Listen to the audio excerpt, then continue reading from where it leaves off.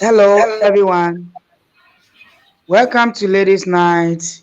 I am your co-host, Abna Agbeko. I am greeting you from Africa. We have a great show for you tonight. Lady Dim and I will be talking about black men and all of their complaints. But before we get started, I would like to thank all my brothers and sisters from America for supporting us here at the E Nation and the Ebony Star Network. Now, here is our host.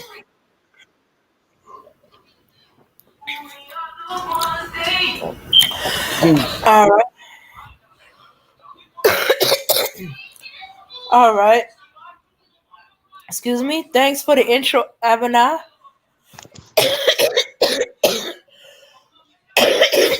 Let's deal with their first complaints. They're always asking and wanting to know what black women bring to the table. But we found that that question is not appropriate for women, but it is for men. So, Abana, this had me thinking, what should black men bring to the table? Okay, okay. What I think black men should bring to the table, one, they have to bring job. Two, willing to know the women, willing to know the women very well. And three, I would say home cook. And if I say home cook, he needs to show me love as a black woman. The black man have to show me love, like helping me, or he have to cook for me. Yeah. Okay, Abana. Okay. Now, when you said he must be willing, you mean he must be willing to get to know the woman he's interested in? Um, Yes. or you say he needs to be willing to get to know all women? No, he have to be willing to know the woman that he is getting married to. It's not all of the women, but the one he is getting married to. Okay. Yeah. So he got to get to know her. He needs to court her, get to know everything he can about her, to know what she presents to, what she has to offer. Uh, Yeah. okay. Yeah. Now, I see you put home cooking so he can show that he loves you. So this is the personal thing for you that he could do. You know, yeah. So the man needs to Yeah. find out what for that particular woman is showing love for her. For you, Abinah, is cooking to show how much you love her. Now, what if you don't know how to cook?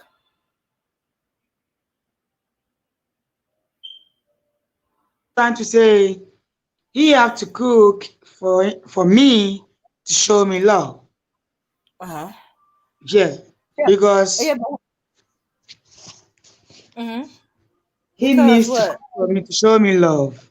Because I'm his wife. Yeah. Okay. All right. But as I was saying, what if when he meets you, he don't know how to cook?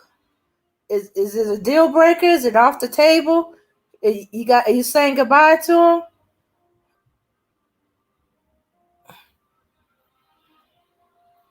Amina? Okay, y'all. Y'all know that we If have a he little. don't know how to cook, hello? Go ahead. Go ahead. If he don't know how to cook, we have to go and look. We have to go and learn how to cook before, because you have to let me feel happy. You have to let me enjoy and let me feel the man that I'm with. So you have to learn how to do everything. Okay. Yeah. So if he comes to the table, he don't know how to cook. He gotta be at least willing to learn how to cook, because that's how you feel love if he cooks for you. Yeah.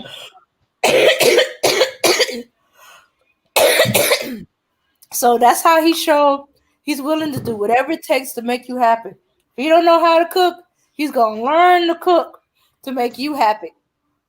Yeah. All right. Okay. So what black men should be bringing to the table is, one, a job. Yes, you need a job. You got to have some income. Uh, Mm-hmm. you know, yeah. So how else are you gonna? How else are you brought the house or a car or property, whatever it takes, start your business. Oh Okay, yeah. and you gotta be willing to get to know the woman. But I also say not just get to know her while you courting her or dating her. You got to get to willing to know her because you need to know what makes her happy. Abner said for her is cooking. The man cooking for her. That's how he shows that he loves her. If you're thinking that no, no, no, I don't want to cook, I'm not cooking, then you obviously don't have no love, and Abner is not the woman for you. Yeah. And y'all both gonna be unhappy. Yeah. Because you have to know how to do all those things before I can love you as a Mhm. man. Yeah. Because if you said you love me, what will it show for me to see that you love me? Those are the things I like. Yeah. Hmm. Those are Yeah. the things I like. So you have to volunteer yourself for me and do it so that I can see that hey, my man loves me. Yeah. Cause Yeah. you're becoming part of the team. You gotta learn what makes her happy. She gotta learn what makes you happy. Hmm. Yeah. Yeah. So y'all can work together. Whew, whew, whew. But hey, look, be honest now. Cause some of them guys they Jim, ignore. can you check? Jim, can you check yourself very well? I'm not hearing you very well. Please. Oh, okay. Okay, how's this? No. I still not better? Yeah, it's broken. Like there is a break inside. Okay. Okay, let me turn off the fan. Let me see. All right. How's that? Yeah, I think it's a little bit cool. Okay. Okay. Okay. Okay, so this is better. No, but we have to manage. Okay. All right. Okay. Oh, okay. So, okay, where was I? Oh, yeah. It's a team effort. Don't ignore things and thinking that, oh, it's gonna happen later. As y'all get married and stuff and learn to live with each other. No, I gotta know these things before that. Mm-hmm. Yeah. Mm-hmm. Mm-hmm. I gotta Yeah. learn about each other. Well, how did you put that, Abana? Friendship. He developed friendship with you.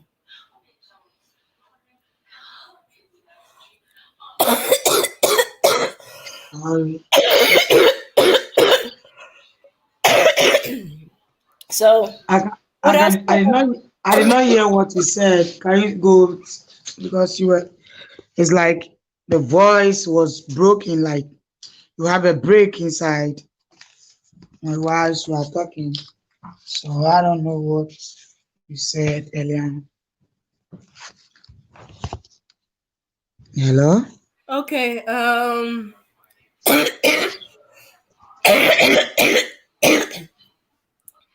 Okay. Mm. Okay. Yeah. Let me see.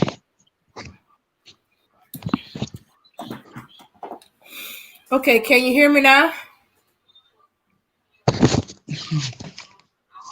Hello.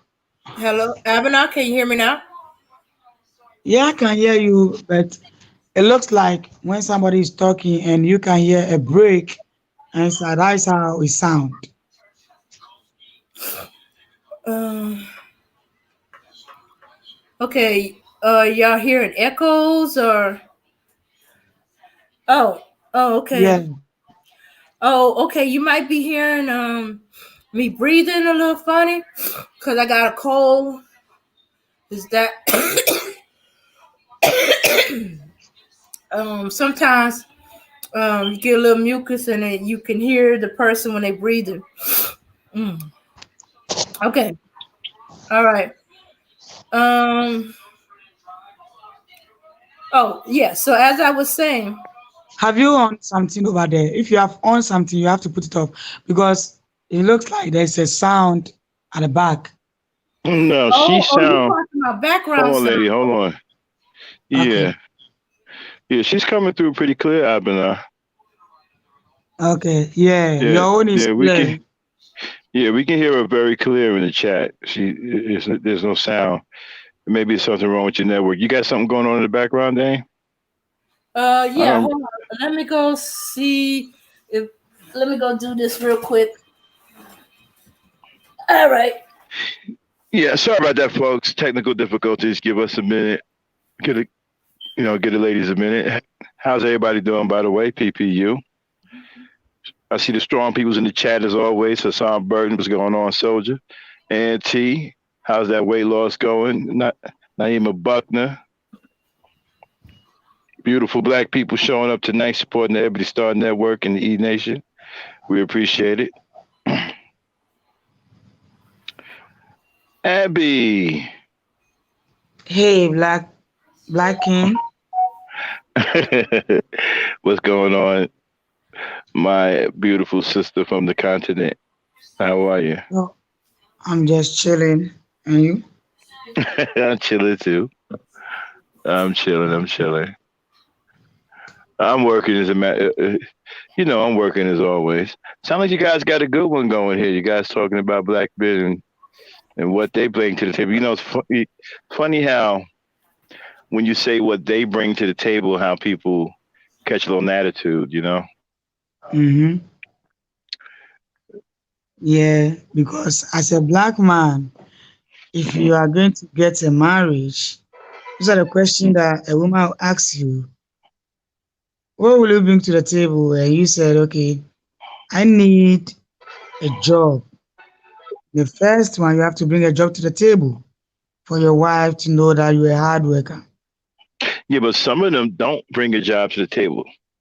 Some of them Why? bring unemployment to the table.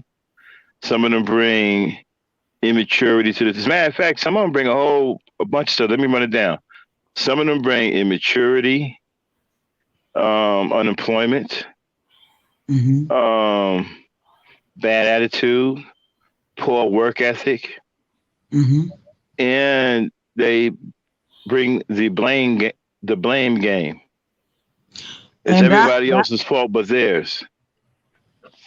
such a person, I don't think I will marry such a person because if you're not bringing it into the table, how will I be with you? Well, wait a minute. They consider that plenty. You see, because as far as they're concerned, they are the ones who are highly sought after by every woman on the planet. It's the black woman who's the least desired. So you have to deal with whatever comes your way. So if he shows up and what he brings to the table is dereliction and immaturity, then you should be happy with that. You better No, thank your lucky stars that you even got that as far as a lot of them are concerned. no, no. Yeah, Because they do that because they think we are desperate. We the right, women, we are desperate looking for a man.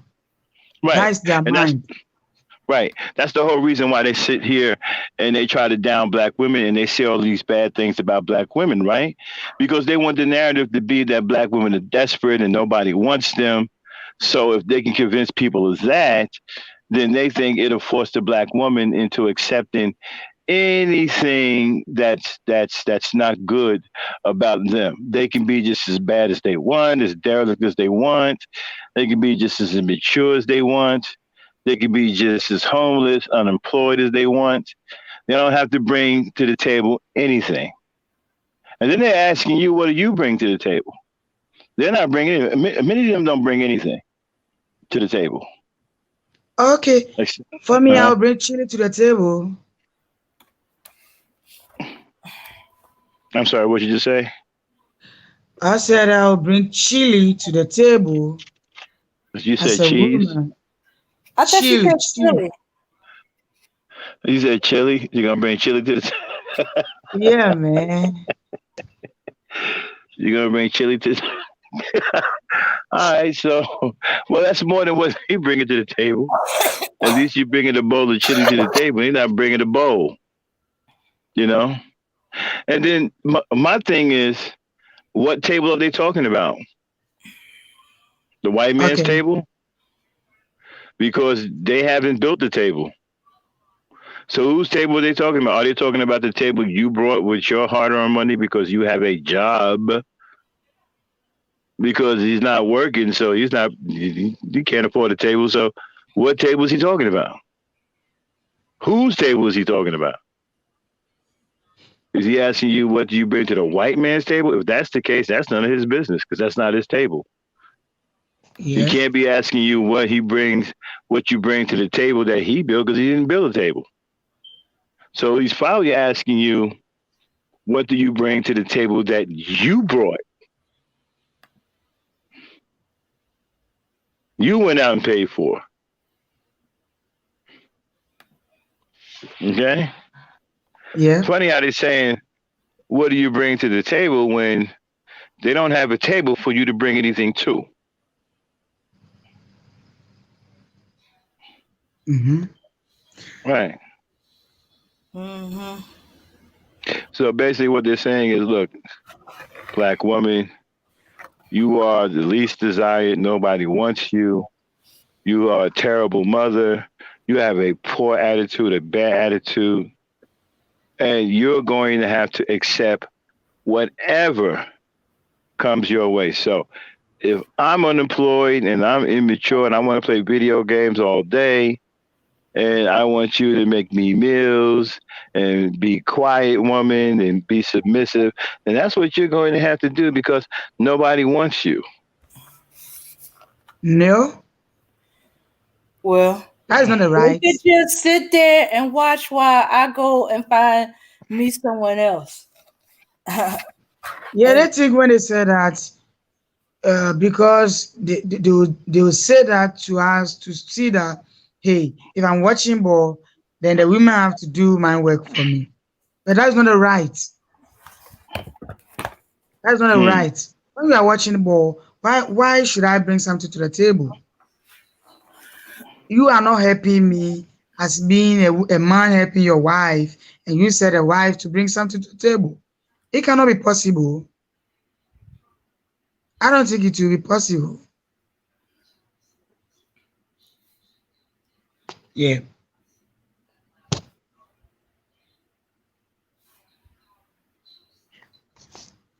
yeah,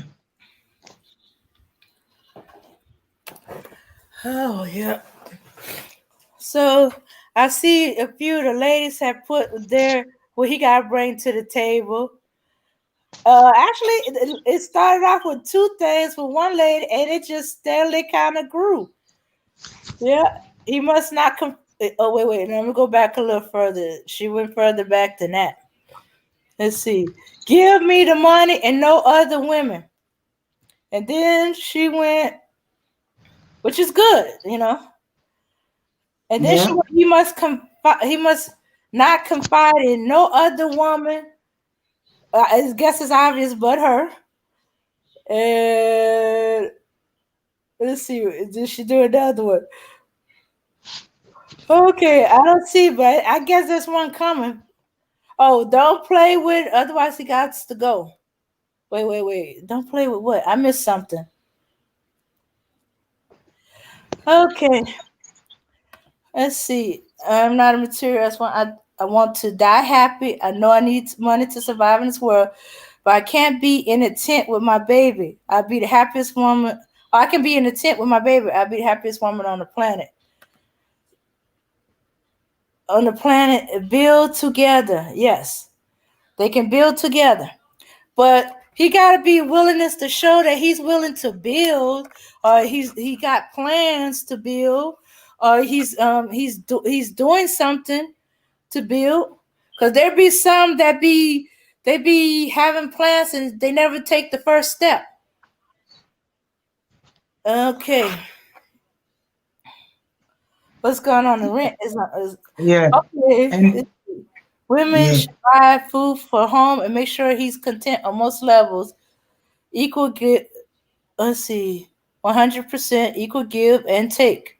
Yeah, yeah, that's the way it's Yeah. meant to be. But no man who wants equal give and take is going to ask you on a date what you bring to the table. He's going to get to know you. He's going to vet you. He's going to try to know every aspect of you. What makes you happy, what don't make you happy. Try to get to know you, your family. Try to get you see how you act to him and his family. He goes through. He takes the time to get to know you and do this.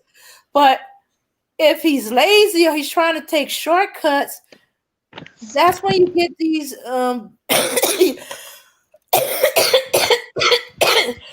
Yeah. these men that Yeah. come out and say, "I want to know what she brings to the table," or he go ask woman, "So what do women bring to the table? Are you interested in dating me? Are you trying to marry me? What do I bring to the table?" And as I was trying to tell some people earlier, a lot of women's okay, a lot of things men bring to the table are tangible. You can measure it. You could see it. But women's tangible is not measured like that. What she does, she don't even think about it. There's a lot of stuff that women do for their men, their children, and and the people in their lives that they don't even think about. It's just something that they do. And if now you're trying to force them to measure that and think about every little thing, and most of the time they forgot. They have to really sit down for days to think about what they offer. They'll tell you the most direct and simple answer is, "I offer myself. That's what I bring to the table. I bring me to the table." Oh shooks! I took over the conversation again. Okay, well, I'll wait till they come back. Yeah, so she says she brings herself to the table. That is the most easiest way for her to, otherwise she has to think about every little thing she ever done for anybody ever, you know, and try to make it measurable in some kind of way. You Mm-hmm. know.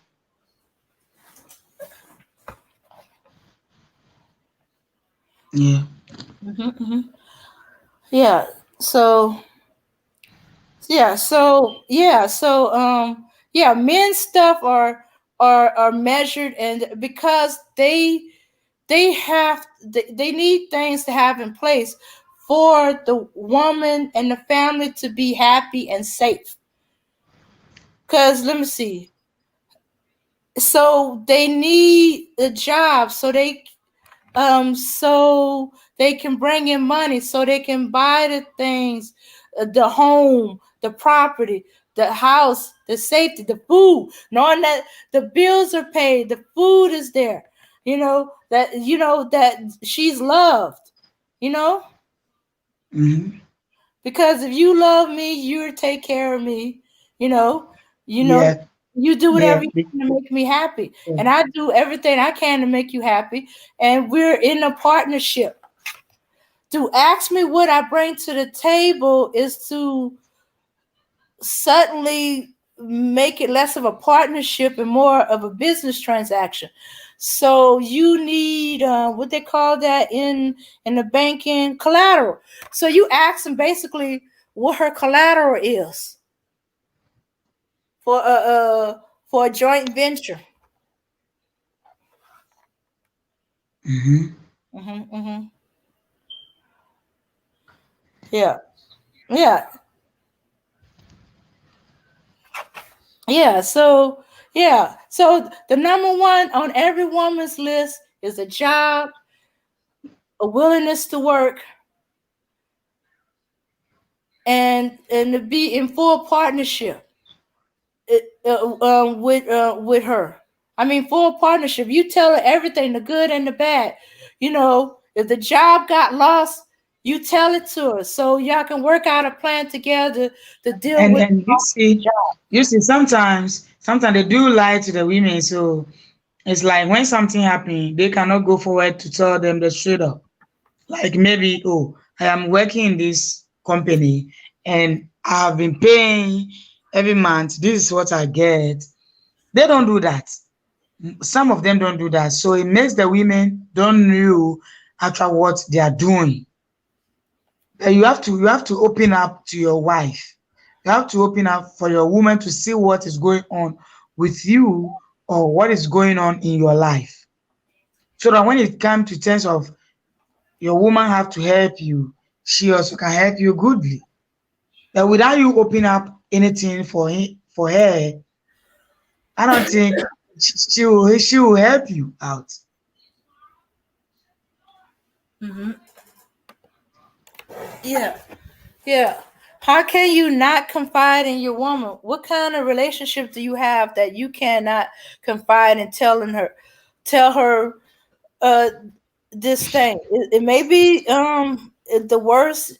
You don't trust. You think she's gonna leave you because you lost your job? Yeah. No, she's not gonna leave you because you lost your job. She's gonna leave you if you're not trying to get another job. Even if Mm-hmm. you don't get a job, if you're every day going out to get a job, she is gonna work with you. She's gonna tell you And about every place she found out that is hiring and stuff like and that. yeah, and she So might be supporting you looking for a job, but you are not trying to tell him what you are facing. How will the woman help you to look for a job? How would the woman knows that my husband have been sacked from work without you telling your mind or voicing up your mind out, just hiding it in you? Then you be in the house watching movie, playing football games. Then you tell me, my wife, you have to bring food to the table. No, you have to support your wife so that your wife also, when she is supporting you, she will not feel anything in her. She will see that, oh, my husband will do support me always. I think today he's in need, so I have to help him. okay, okay. Why should that be a question the man asks? Okay, from what I've seen, that's the mindset of them dudes. That's there. Why should I have to be the one to provide the money and the house and all this stuff? Why can't she do it? That's that mentality, as far as I'm concerned. It's basically saying the same thing. Is when there's a noise heard in the house or downstairs, he's going. Why can't she go down there and see what's going on? It could be somebody breaking in, it could be some animal. We don't know, but he's pretty much outing himself.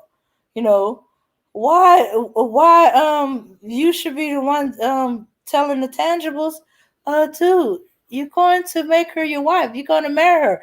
You better know, as much as you can about the woman. You want her to ask about that. That means you got a smart woman who asks if you can provide. Now, if you can't provide or you don't make enough to provide, then you know that you need to step up your game. Some women, if you're willing to step it up, they don't mind waiting for a time, you know. Yeah. But hey, and if she walks away from him saying no, you're not making enough. I need a man that makes so many blah blah blah 1,000 a year or stuff like that. Well, then you either know her price range or you step away, and that woman's not for you. Be glad she outed herself and told you this up front. Then you know, okay, if I'm gonna be with this woman, I gotta have this type of job. Gotta be willing to put in this kind of time to pay not just the bills, but beyond that to satisfy this woman to make her happy. So you either make her happy or you step away and go, this woman ain't the one for me. But no, no, no, no, no, no, no, no, no. Instead of stepping away saying this woman ain't for me, no, they gotta go on about how she's a gold digger or she's evil or you name it, they said it. No, I think they call them a gold digger because they don't want to open up anything for their woman to see, and they don't want to tell them the truth about what they are doing. So they've been telling you, hey, you're a gold digger, so that you cannot ask me what I've been doing, what I do, and you knew anything about me. That's why the men have been telling the women gold digger,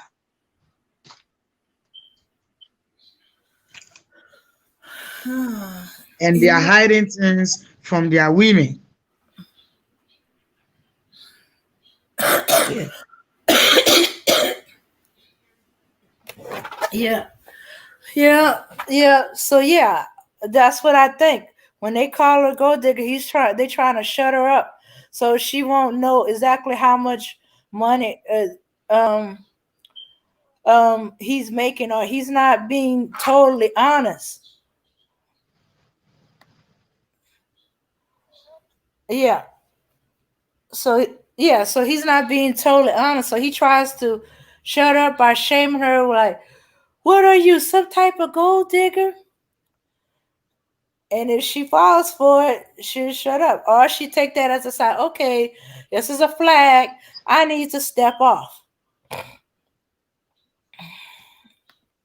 Because what I was thinking is that when a man you be with a woman, you have to share the idea with your wife.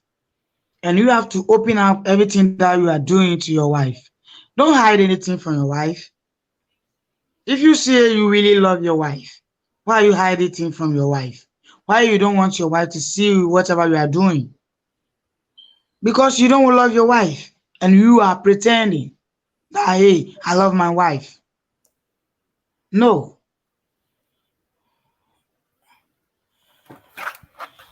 Mm-hmm. So, so,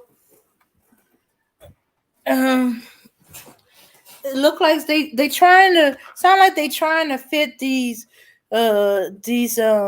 pink people stereotype of what men should be. Men should be in charge. They care of all the money. They take care of all the bills. They do this and that and that and this, and and they charge, and the woman's supposed to just stay at home, take care of the kids, blah blah blah, all that other stuff. I said, okay, that's the pink people world, but that was never our world. Shoots. I talked to my grandfather and he told me about his dad, because I asked my grandfather, why he turns over his check to his wife, except for the amount he has for his own personal use. He said, well, that's what his father did. His father, when he got his paycheck, well, pay cash. When he got his money, he turned it over to the wife so she could pay all the bills, get the groceries, get the clothes, get everything the house need, and it's just a certain amount for him. because because the women too are willing to help the men, but it's like the men are not open up to the women, and then later they will turn up blaming the women. You should know you have to open up for your wife to see whatever you are doing, but they are not doing it. They don't want to do that, and later they will turn back and blaming the women that my women are not supporting me. Why? Because you don't open up. That's why the women don't want to support you. Because everyone, every woman want to support his husband. But it shouldn't be like me supporting you, you have to leave everything on my head for me Mhm. to do for you. No, that is not my responsibilities. I'm just helping you.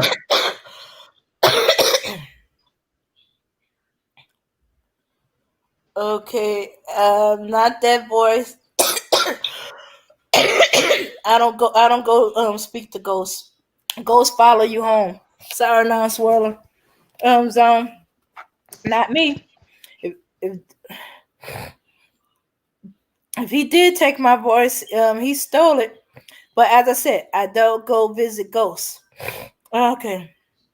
Yeah, teamwork. So if you it takes teamwork. So if your man loses a job, you need to know how to tighten up, hold things off, put things on hold until he gets work again, or it might be y'all need to compromise. You go to full time, and he helps out at home with the kids and stuff while he's looking for a job. Yeah, I know Mhm. men to help get the kids off to school. After the bus picked them up, he goes off to go either apply for jobs or go for his interview. Make sure he scheduled his interviews for after the kids get out get on the bus.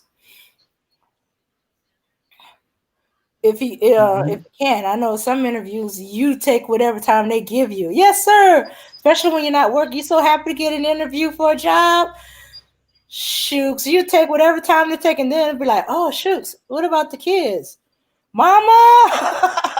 No, Mhm. I'm kidding. But yeah, yeah, I did have that situation. But I was so happy. I took whatever time they gave me, and I was like, "Oh, wait, crap! Oh, shooks, I forgot." Mama, can you drop me off for an interview? Shoot, she was so glad I had an interview. She let me take the car. We just went drop her off to her doctor's appointment early. I went for my interview and came back for her. Mhm. Yeah, but in that case, yeah. So yeah, you definitely need teamwork. So if the wife never knows that you lost a job, so she's uh paying bills and spending like she would, because as far as she knew, you still have a job, the money's coming in.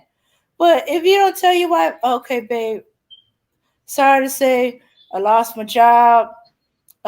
Might have to tighten up. Don't worry, I got some other jobs lined up. I should be back to working, whatever, and she'll go all stop. She'll put a hold on some things. She'll tighten the belt a little bit, pull back on the reins, put off getting some things. Yeah. Hmm. Yeah.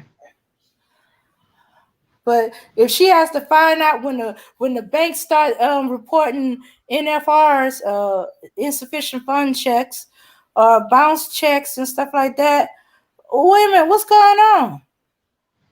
She thinking there must have been a problem not to get the rectified. No, find out he had a job. He lost a job.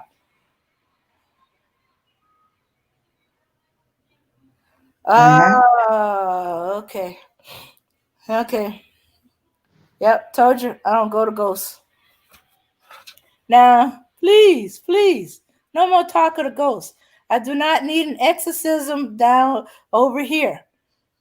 You know, uh, you know, I'm Baptist, so that means I have to go to a priest to get an exorcism done.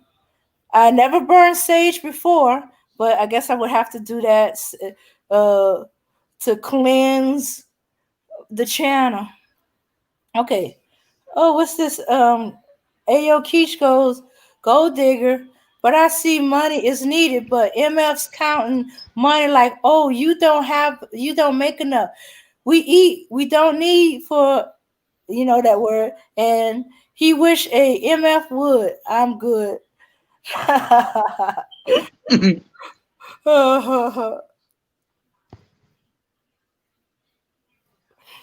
All right. Yeah. Yeah. Yeah. But some women get caught. I even got caught about it at one time when I first heard it, because I never heard it before. I said, "What do I bring to the table?" I never had to think about it, which is exactly what I mean. That's why it's not meant for women. Think about it. I asked the man, let's say, so I asked him, what do you think of a guy that asks a woman what she brings to the table? And he started laughing and started saying, "Is the dude gay? You know what women bring to the table?" He said that the most obvious thing they bring to the table is, he was trying to be polite. He said themselves, which is what I said. You know, I said I bring myself. Duh. That should be answer enough. I bring myself. Yeah. And he was like, "How do a man not know what women bring to the table?" He said, "Okay, wait a minute. He's talking specifically because he's dating you, or is he trying to figure out what he wants from a woman? And he won't know that till he meets the woman." So so I had to ask the men in my I asked a couple of men in my community who are men. One of them was my barber. Hey, when it comes to natural hair, cutting it into a fro, I prefer a barber than the beautician.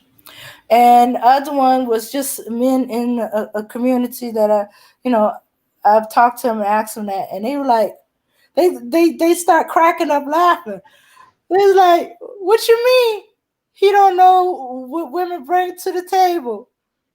Is is he gay? No, he gotta be gay. He's pulling your leg. It's a joke, right?" I was like, "No, I just was curious. I never heard had that asked to me before. You know." He said, you need to leave that man alone, because obviously he don't know what he wants, or he's confused if he don't know what women bring to the table." Mhm.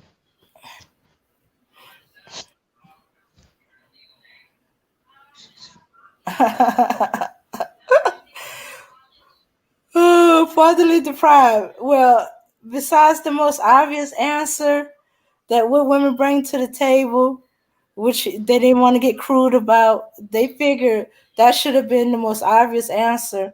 And why is he asking you that? That's something he's supposed to be answering for himself.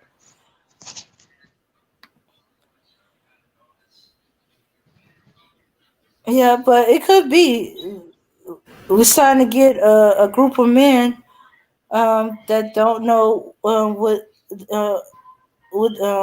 what women bring to the table.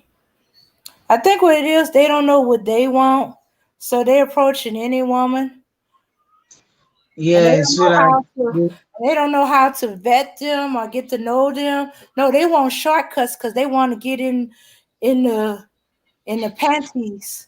They want to get in the women's panties, hmm and they think because she looks good and she seemed nice, that's enough. So they didn't go deeper than the surface. What hmm about you, Avana? You think that's what's bringing that question about from some of these men? Yeah, what I think is that it's like that the man don't know what actually he likes, and it's like he just want to know the kind of woman he's going to be with. That's why they do ask those questions, and he want the women to teach him, hey, this is what I will bring to the table. Then if it's not that, then he will tell you, oh no, I think you will bring this to the table. Who someone who knows. But the one that he doesn't knows, he was asking you straightforward so that you can say it, blah blah blah blah. Then He will just pick the points he needs. That's all. So that he can go forward and be with you.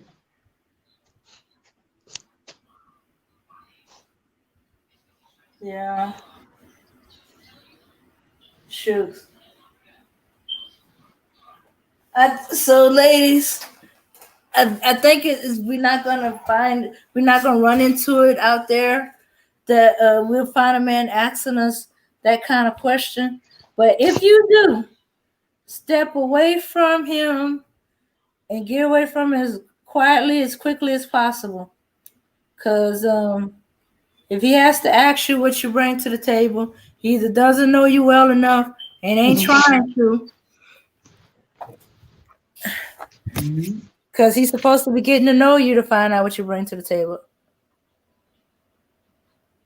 Hmm. Yeah. Oh, okay. Non-swirling zone says lots of today's brother lack good, masculine, responsible brother role models.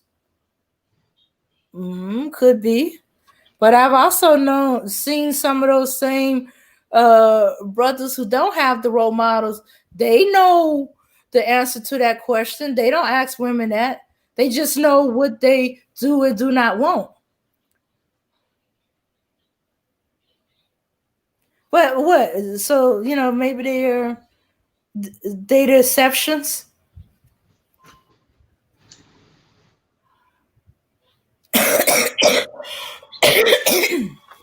I just think that they created that question for when a woman can't answer it, they have an excuse to jump on and scream and holler at her and talk about her and saying how she ain't no good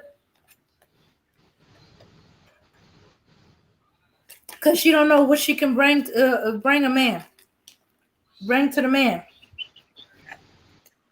So so that question, I believe, is just a question when it's presented to a woman, a way for them to find an excuse to fuss at her. Yeah. Mhm. Hmm. Yeah. So so is so so far what a black man should bring to the table is a job, be willing to get to know the woman he's interested in, and he needs to do whatever it takes to make that woman happy. He needs to find what makes her happy. What makes her feel love. For Abner, it was him cooking or learning to cook. If he cooks for her, yes. If he don't know how to cook, but he's willing to learn how to cook, that's love. He loves her.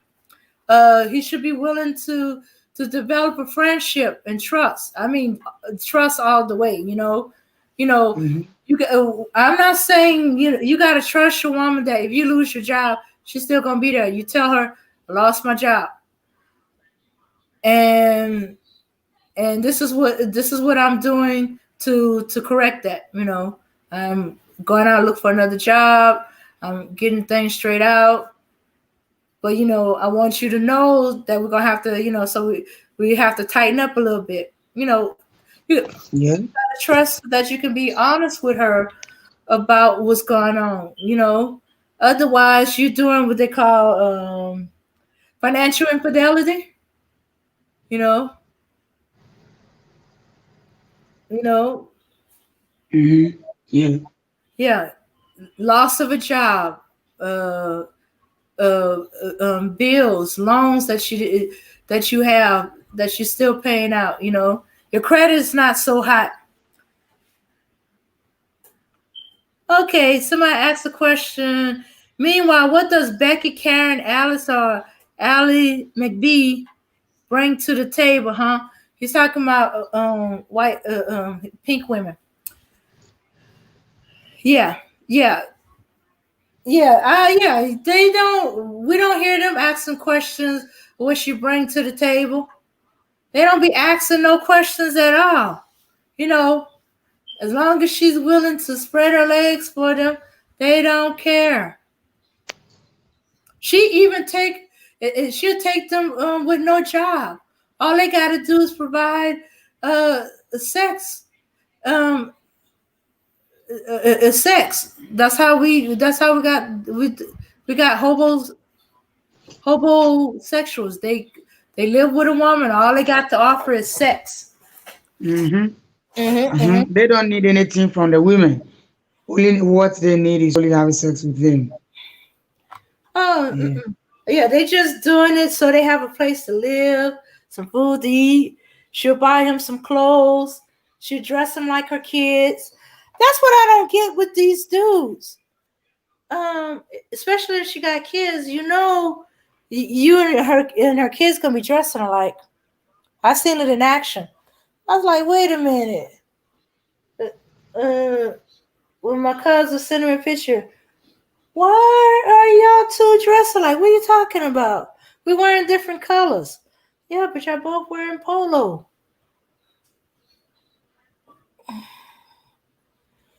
Oh, okay. Hassan goes, oh, Hassan goes, oh, Becky and them bring the table. Ha ha ha ha ha.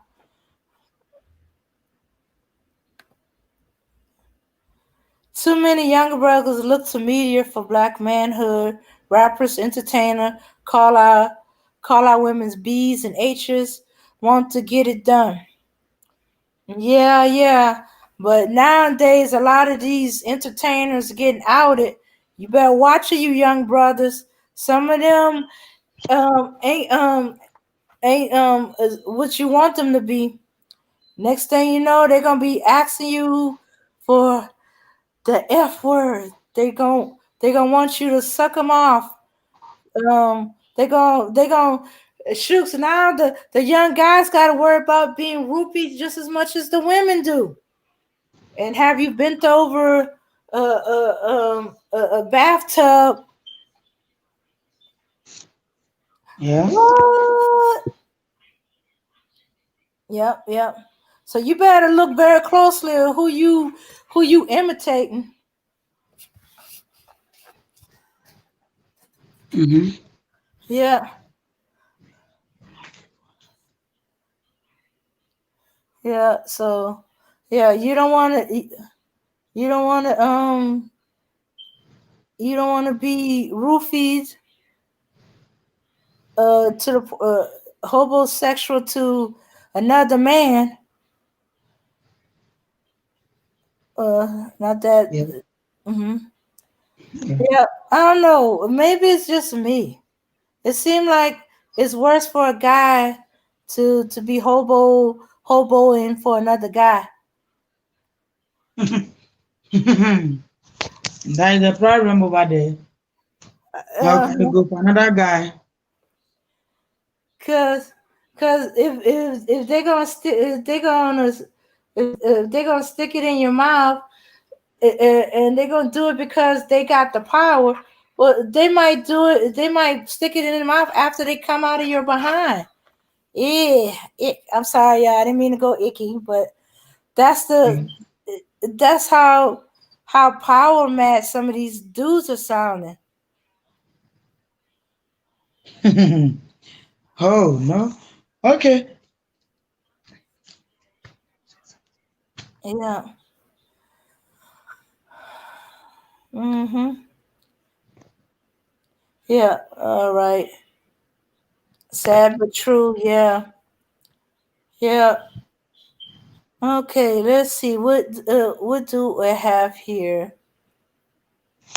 Okay. Now Ayo has got onto it. Has spoke a little bit on it, and I meant to ask you this, but I got sidetracked a little bit, Abner. Um. But you were saying that oh no. This is what I was asked. What do you think of the black men who call a woman a gold digger? Because as we said, they quick to say that whenever she start talking about what he brings to the Yeah, table. that's why I would say when a man call a woman a gold digger, I've already said it, is is that is that the man don't want the woman to know what actually he is doing. So it's like he's hiding everything from the woman. So if I tell you that I'm hiding everything from you, so if I tell you that I'm hiding everything from you, Okay, bear with us, you are y'all. calling me a gold digger. It's like I'm telling you. Okay. Okay, Abena, you had started Borgin. Might want to start again because we didn't get none of it.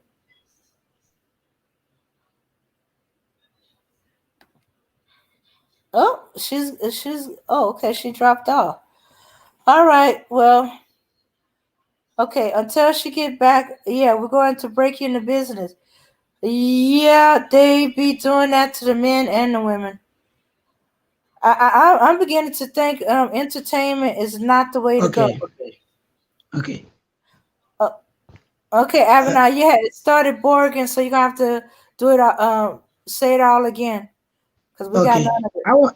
I've already answered that question, but I'll just say it again. If a man call you a gold digger, he's trying to tell you that, hey, I'm hiding everything from you.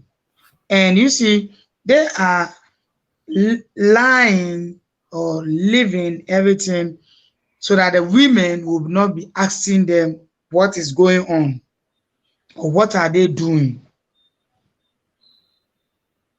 or what did they do. That's the question they knew the women will be asking them, so they will just tell you, hey, you're a gold digger, so that you will not be asking all these kind of questions. So if I Yeah. tell you you're a gold digger, you will not even mind to ask me what work did I do. You not even mind me how much salary did I take or how it's work. You will not even mind because I have already called you a gold digger. Because Mhm. of that, that's why they don't want the women to know what is going on with them. So they will just go straight forward and say, my wife, you a gold digger. Oh, okay. Or they think because they making the money that you shouldn't question them about anything else. Hey, I bring in the money. That's what you married me for. Here's the money. I'm gonna do what I'm gonna do. Hmm. Mhm. Yeah. So when they start their everything start finishing before they will come, no, baby, it's not that. No, no.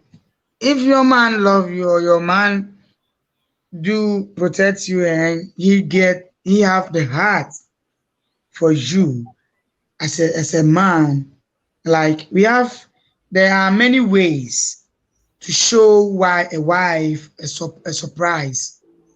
There are many ways. You can show your wife a surprise through how to love your wife,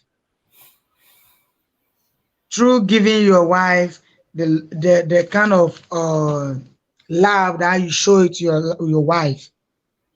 But because you don't want your wife to know that, hey, I hate you, I don't love you, I'm going to call you a gold digger. If you are tired of me, you yourself, you go away. That is why they call the women like that.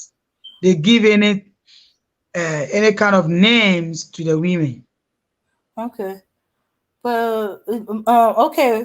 What what about before you're married when y'all in the get to know if y'all want to be married to each other stage? You know, when he's getting to know you and you start asking him some stuff, and he said he start calling you a gold digger. He said, "What are you, a gold digger?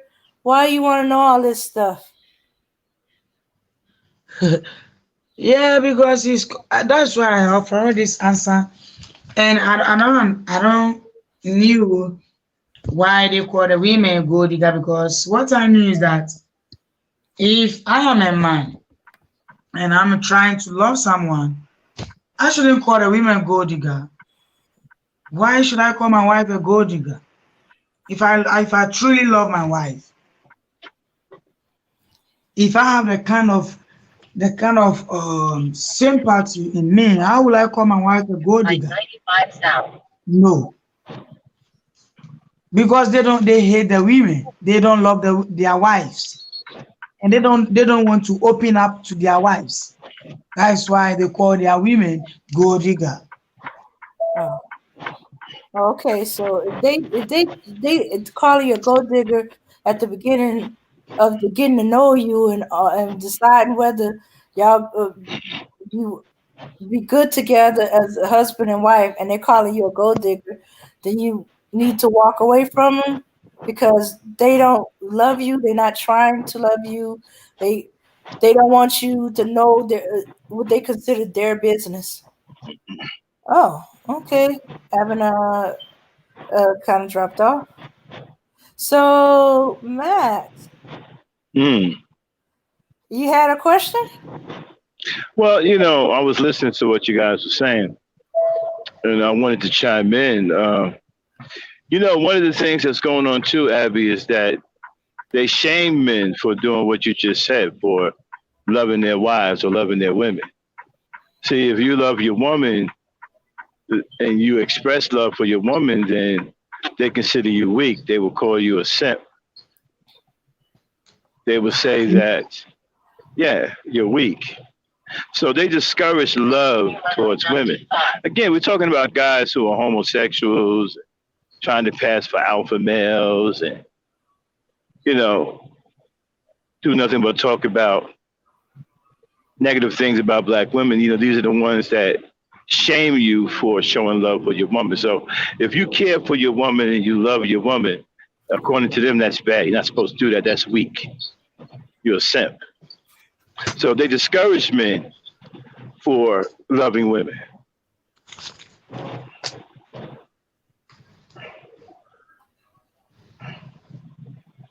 Okay, did she hear me? Do you Yeah, guys I hear don't, me? I don't, yeah, I don't think these men are real men.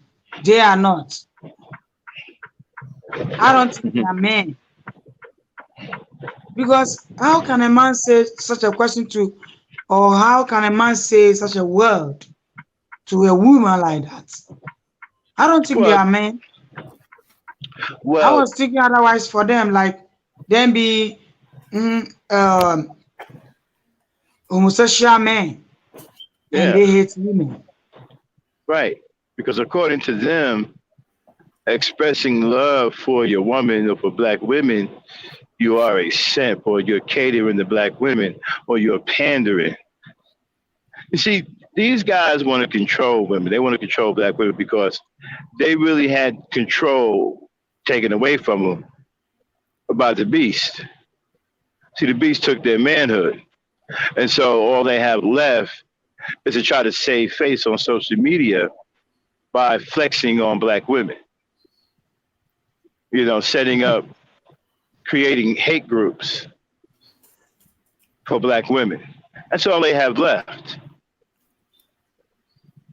This is why they tell other black men that if you express love to a black woman, then you in fact are weak and you are a simp. They don't even want you to believe in anything. They tell you that belief is no good. You can't believe. They want to take away you believing in something. They don't want you to do that either. And they want to talk to you in the most disrespectful way possible. They don't even want to address you as your name. They want to call you a strag or a whore or a B or it goes on and on and on. So when you do have these men that approach women and don't know how to deal with them, don't know how to talk to them, and are afraid to express love to them, it's because they've been listening to these guys. That's why I got a big problem with the following these guys have. Because how many of those men that's following them are young men? I don't care anything about the old dudes. I'm talking about the young dudes. That's what I'm Yeah, concerned with because the because young people are our future. And if they're listening to these guys, yeah, yeah, because they are yeah, destroying the young people. They are destroying the young men. yeah, And you see, the young exactly. people, the young men goes on social media to listen to all kind of things, and they use social media to learn. And you see these people, these dude or these homosexual men have been going all on social media, putting all those things on social media, and our young children go there and learn. And you see, Mm-hmm. they are learning and they are still destroying the children. Mm-hmm. If you will put a stop to it, the time will come we won't get any black children, and they will destroy all the black communities. So this is my Mm-hmm. knowledge that we the blacks, we have to wake up and fight in our communities about these men who are talking about homosexual to our children, our young children. Because you Well, see, most of them use the social media to learn. And maybe I give my daughter or my son a phone to use it to learn, and he went to social media like YouTube to see a funny clip. And he will always have been watching this funny clip. I don't know what he has been watching, but because he knew what he has been watching about a man who is talking about, I hate women, I don't love women, I do this. If you hate women, which one do you love? You love a man? That's what you like. If well, you are yeah. Well, doing it, this is do it secretly. They should leave on social media so that they should stop teaching our young children because they are our mhm. future. They are Right. our brightness. This is why they create groups like MGTOW. Remember, I talked to you about MGTOW, MGTOW, men going their own way. So, a lot of those guys in the black version of MGTOW are young guys in their 20s, early 20s, Yeah, talking about their going their own way. You see the kind of influence these old fools have on the younger generation, yeah. right? And they have And already so, started using it. right. You see, forget about these old fogies. We have to be concerned with the younger generation because that's our most productive generation. They are going to make the difference. And if, like you said, if they have it in their mind that they hate women and they want to embrace homosexuality, they're going to destroy all of the natural unions in the black community. And we won't have any more harmony in the black communities. People think this shit is funny. It's not funny. These guys are enemies to black people. All of these factions, red pill, blue pill, Igbo, MGTOW, the Manoqueers, these are all enemies to black people. These are your enemies. These aren't your brothers and sisters. These aren't your friends. They are trying to destroy your children right in front of your eyes. They are not your friends. They are not your brothers. They are no different than the KKK. As a matter of fact, I've said on one of my podcasts that these are black versions of the KKK. They hate you. They hate the black woman. They hate the Yeah, black man. They hate the black child. They hate black people. Okay? yeah. They love homosexuality. They love having sex with animals. They love pedophilia. This is what their lifestyle is about. It's getting to the And point where the people who are in their right state of mind are the ones who seem to be crazy. And all of these crazy people seem to be normal because they just keep popping up left and right everywhere you go. mhm. But nobody wants to say it. Nobody wants to look at this and see it for what it really is. They are enemies to black people. Go ahead, Abinah. In 1.5 Yeah, miles, keep left on yeah, I-95. Anybody that hates your daughter, hates your mother, hates your sister, your brother, hates your children, hates black people are our enemies. I don't care if they wear a brookie and they're brown skinned. Don't care anything about that. And you shouldn't care about that either. All you should care about is that they are against us and they are our enemies. mhm.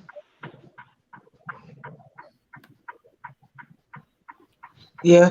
Because what I was thinking, a man like you, instead of you to bring the young children or the youth and start telling them good thing, you are rather telling the bad thing for them to learn.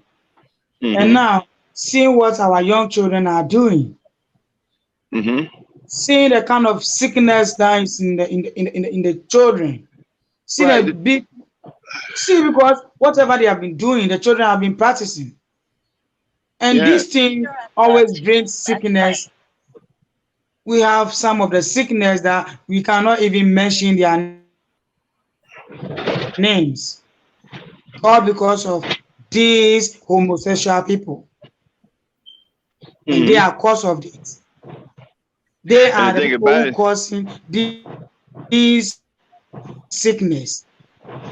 and you're right, and it is a sickness because you look at some of our young boys now, beating up girls, taking their sneakers. A couple of what is it? A mob of young men, black men, jumped one girl, beat her up, and took her Jordans. This Yeah. is what they are creating. These are the little monsters that it bore SYSBM, the meta queers, the red pills, the conscious community. These are the type of young monsters that they are creating. There's nothing good that's coming out of any of these phony factions. Nothing. They're all about Yeah. self hatred and exploiting black people and trying to destroy black people because they get Yeah. paid. They are employed by the beast. Mhm. They get And they, they, paid. they, They don't. they, they knew they knew what black people can become in future, so they just want to destroy them. Yeah, and the thing about the hard part about it is black people are very loving people. We are a benevolent people, so we love too much, too freely. Yeah. And we're Yeah. so quick to call somebody a brother and sister. We have to stop that. We have to wake up and Mhm. start seeing things for what they really are. I don't care Mhm. how cool their names sound. None of these guys in these factions are your friends. All of them, the Moors, these fake Moors, with this BS about Noble Jew Ali. Like I said, one thing I'll give the Nation of Islam credit for, at least they have women. At least Mm. there's women in the Nation of Islam, and it's a lot of them. Okay. Yeah. In fact, Farrakhan's daughter is an unbelievably beautiful black woman. Mhm. Okay. So Yeah. so at least the nation has women. The rest of these dudes, these MGTOWs, man, they're getting blow up dolls, sex robots, having sex with kitchen utensils, animals. They will tell you I have a sex gun. If you Yeah. use it, it's going to help you. Why are you showing these children sex gun?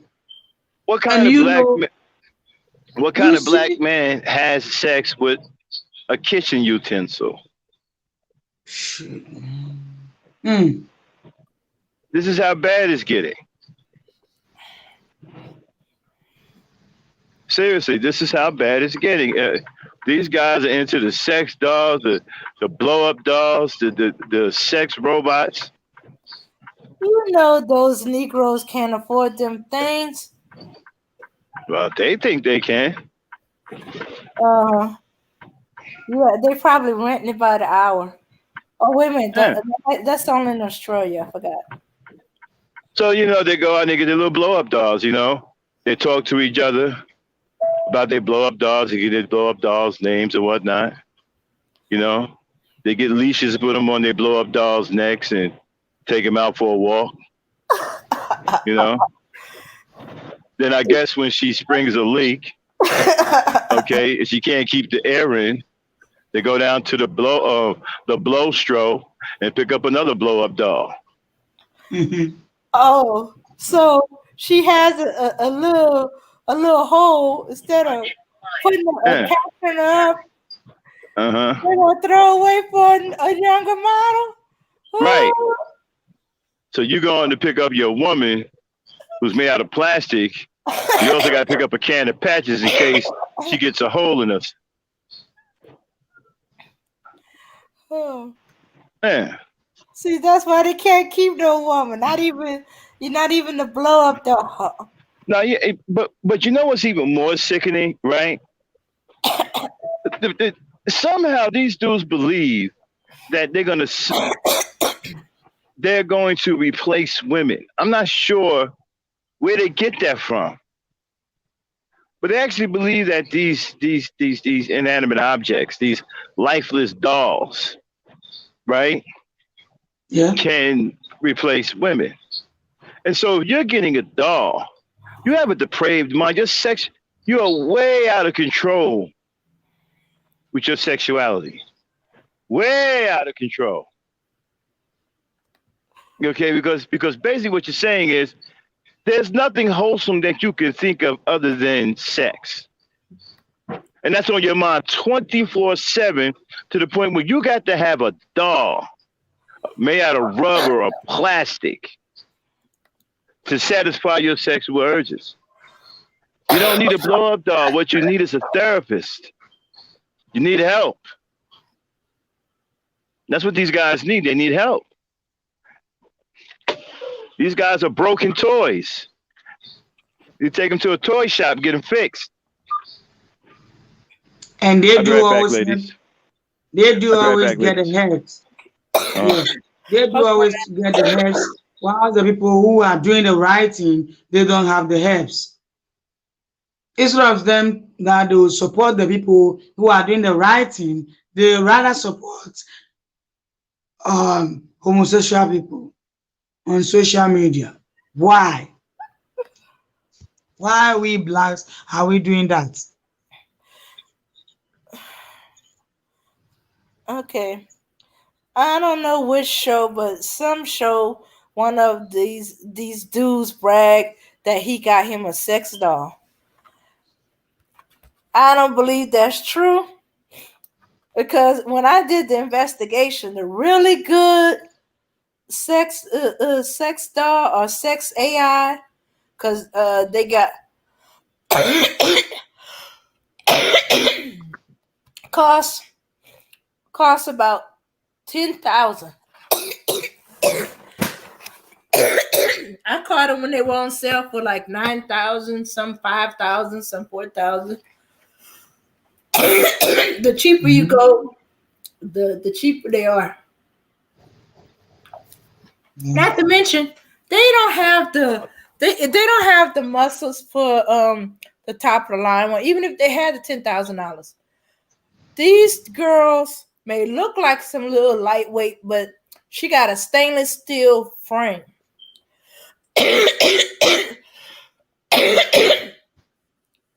If you can't pick up no real woman, what makes you think you're gonna be able to pick up this sex doll? I mean, physically pick her up, cause she don't walk. Yeah, yeah. You may be thinking of those movies with the sex Mhm. doll that walk and talk, and you can program her and all that other stuff. Nah, these girls just lie there like any other pink woman. You gotta position her. She weighs. I didn't get the exact measurement, but with a stainless steel frame, not to mention all that stuff to go with her. And we was tripping out because I started talking about the ones where you can remove her private parts and stick it in the dishwasher to make sure it's nice and sanitized.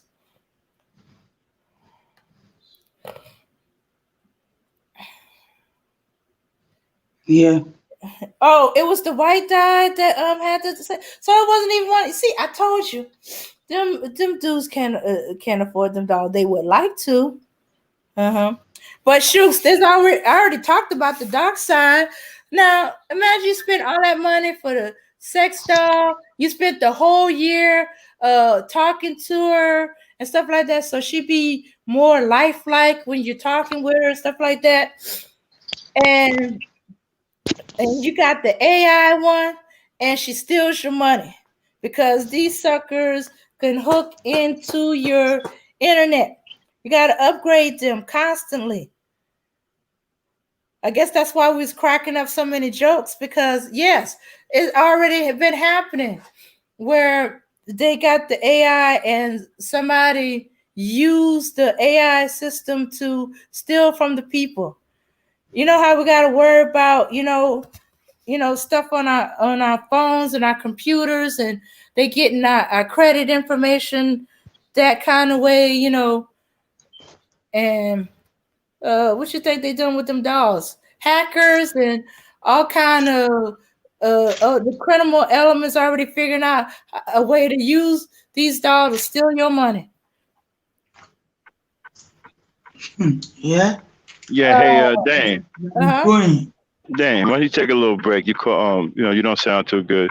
See, I'll hold it down with Abner for a little bit. See if you can find some pictures of these sex dolls and throw them on screen for us. All right?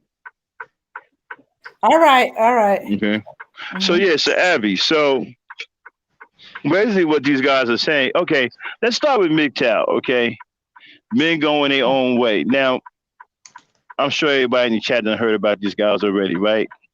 You're talking about pipsqueak little pencil neck dudes who wear 60-pound glasses.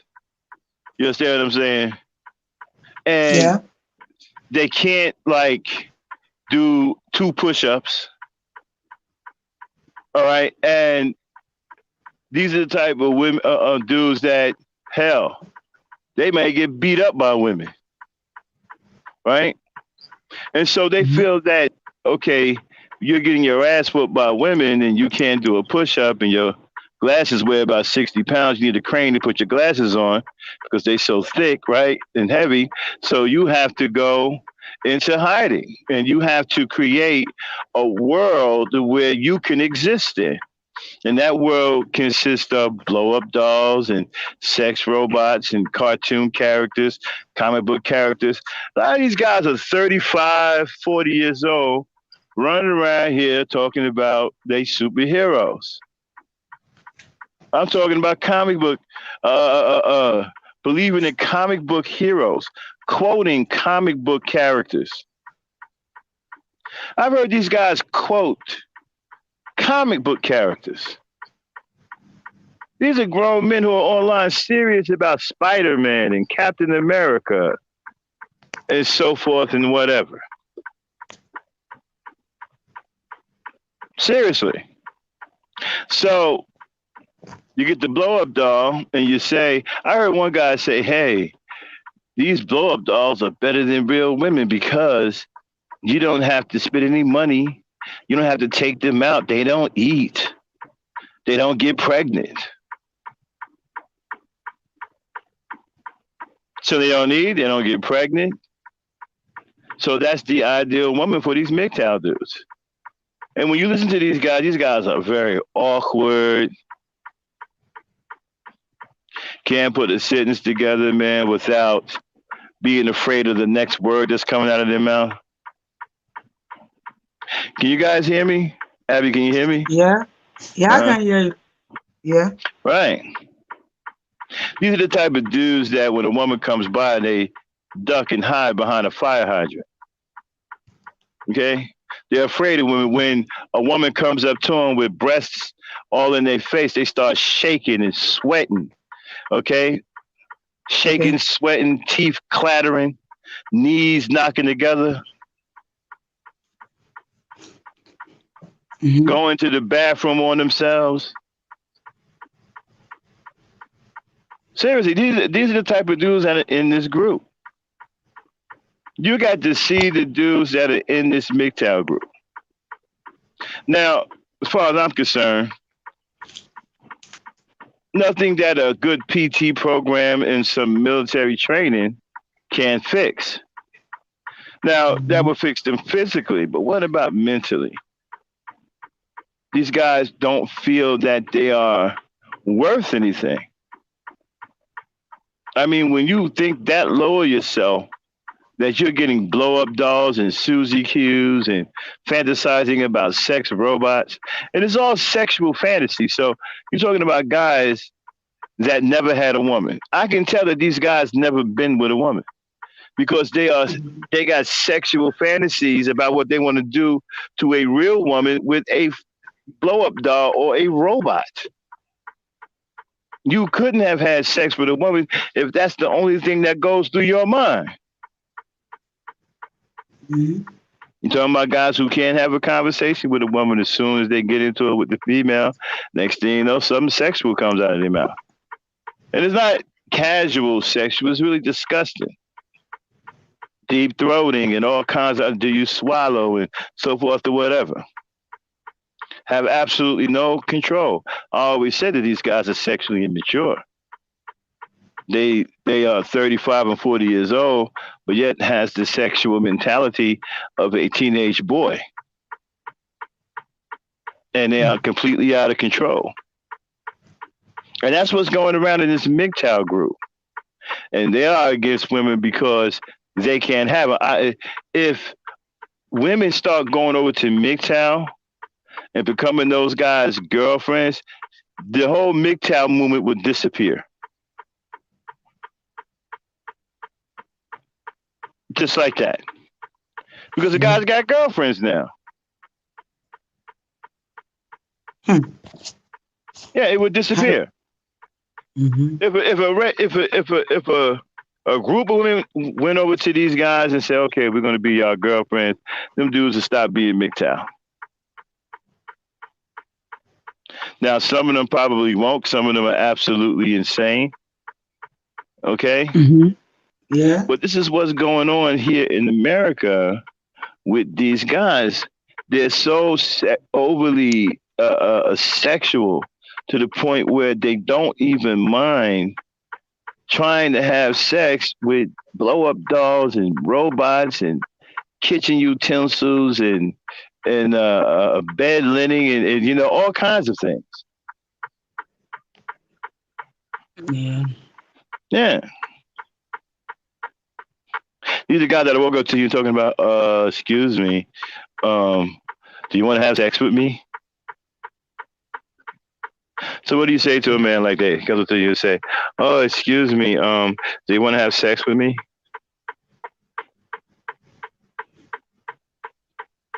What would your response be? Yeah. I'll just say this man that he don't love me. He just want to sleep with me and leave me and go. He just Well, want to destroy my life yeah, but and he here's will the go thing. away.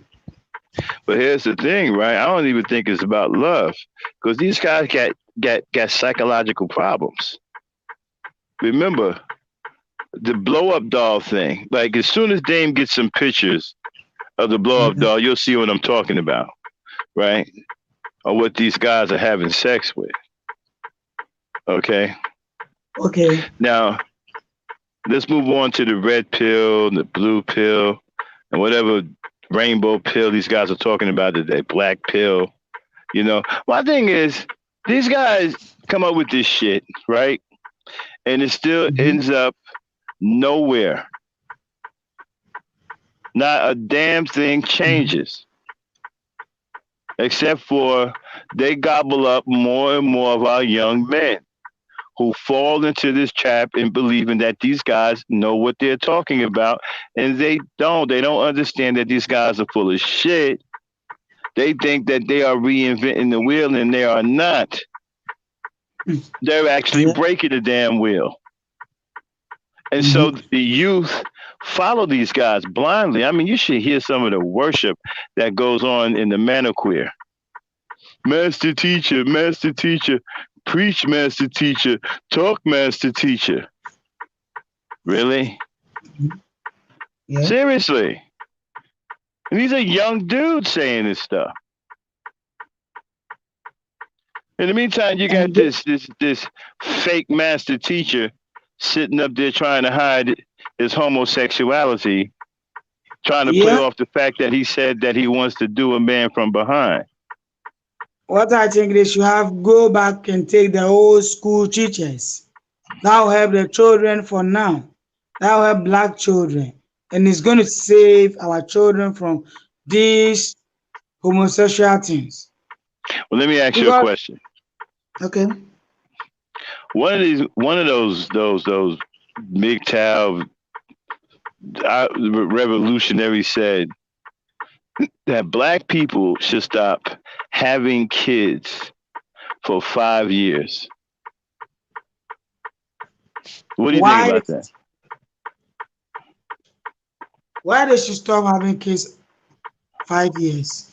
Because he said that kids are a burden, and right now black people don't have any assets or don't have themselves together, and the kids are a Yeah, problem.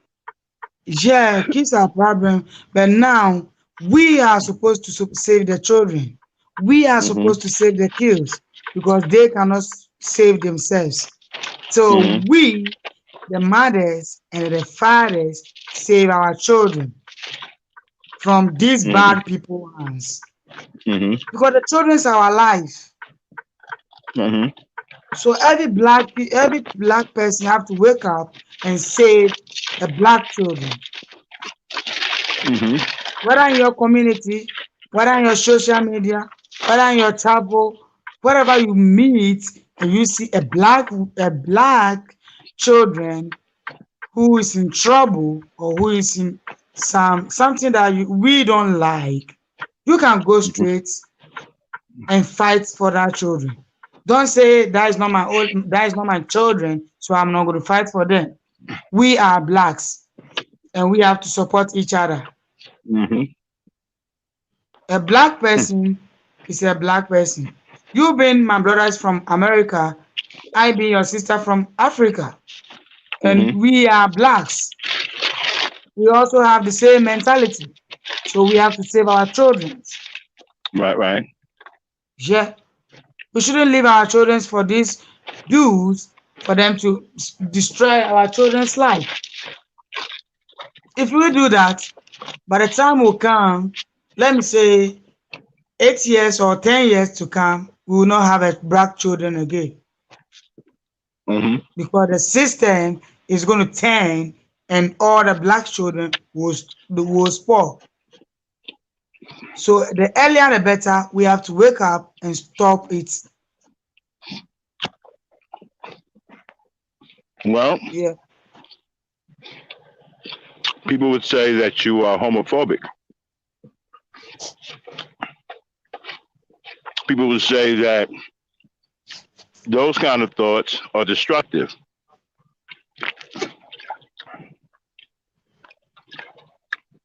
even though that they are thoughts that will save our children. But people would say that those thoughts are destructive. They are not, Hmm. unless the man who he don't have the mentality of children and he don't love black people. If he love black people, he won't say what they are saying. Hmm. Let other people do so that we the black we fight against. But now it's like we the blacks we are doing our own selves. Why? It should really come like that. As a black people living our own life and everything is destroying. Hmm.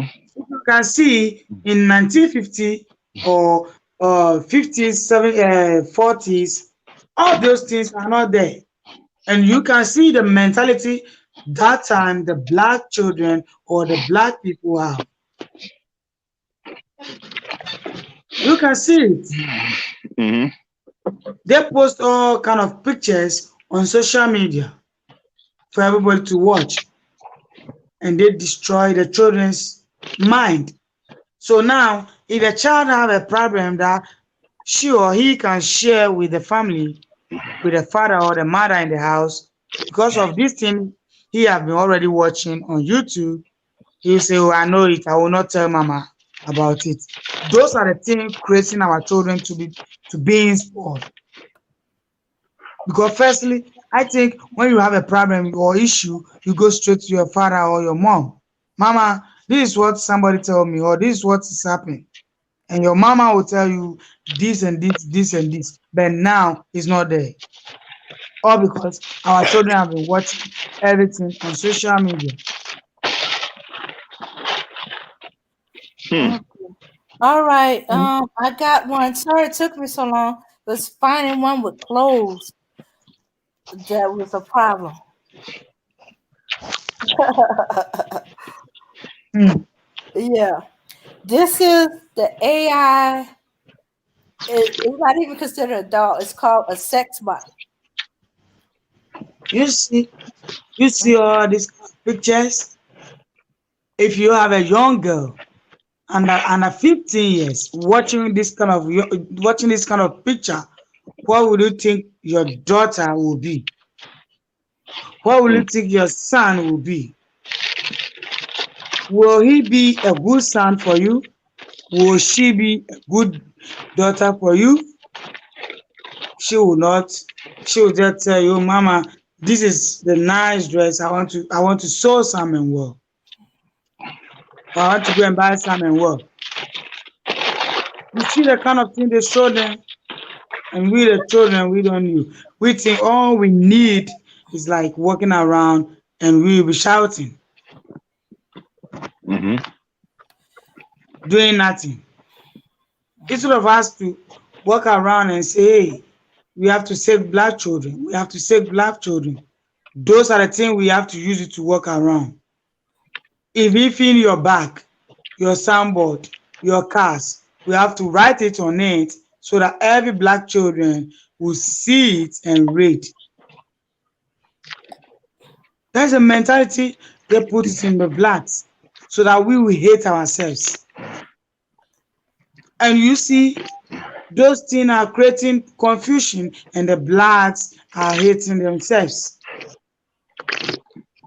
One thing We I have don't to understand stop. is what kind of weak mind do you have that you want to have sexual relations with this thing on the screen? How weak is your mind? I mean, if you, excuse me, I'm also having some dinner. You want to have sexual relations with this thing on the screen, Mhm. and you want people to take you seriously. You want to converse with other people. You want to fraternize with other people, but yet you want to have sexual relations with this thing on Mm. the screen. Not supposed to think that you're in your right state of mind. Mhm. You know, we keep excusing. Excuse me. We keep excusing things. You keep overlooking things. We have to start looking Mhm. exactly at what we're seeing and understanding what it is when we see it. These Yeah. guys got serious mental problems, backed up with emotional problems and social problems. I don't know how it got that bad. I don't know what happened in their life to where it's gotten to that point. But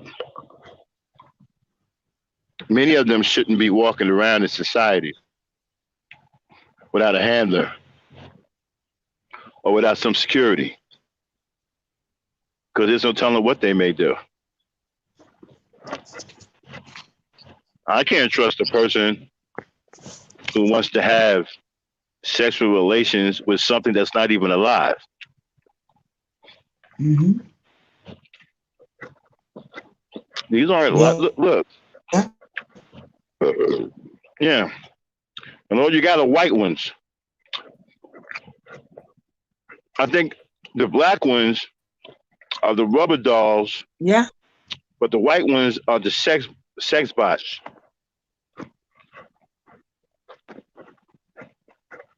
Yeah. Hmm. This is what's going on with these guys in this MGTOW group, and you got these other groups They're co-signing, talking about, I can understand why they want to go to these dogs. I can understand why. What do you mean you can understand why? What I think is that they have a mental problem. Mm-hmm. They are mentally weak.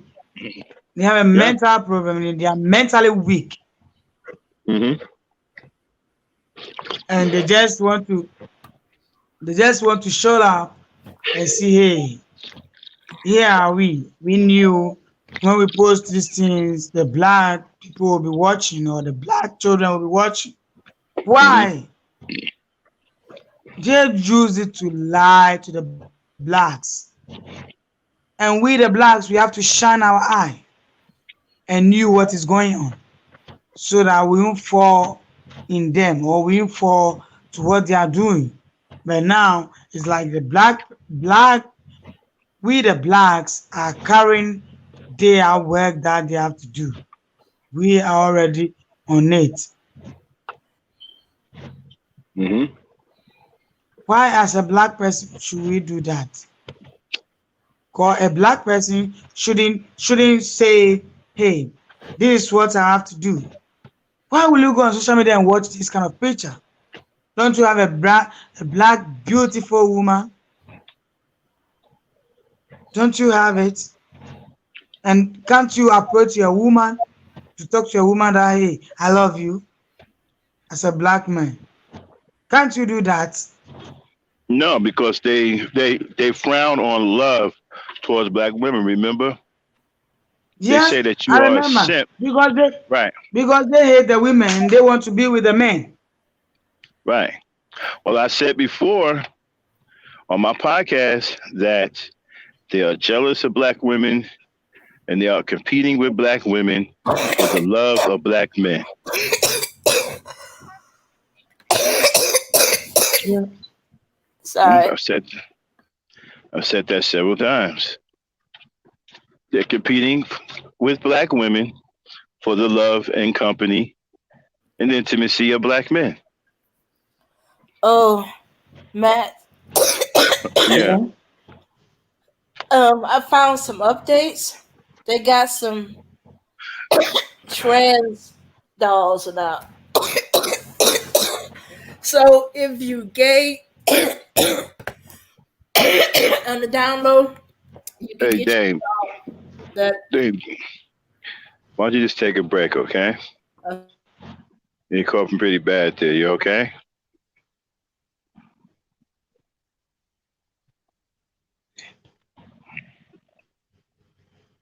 Yeah.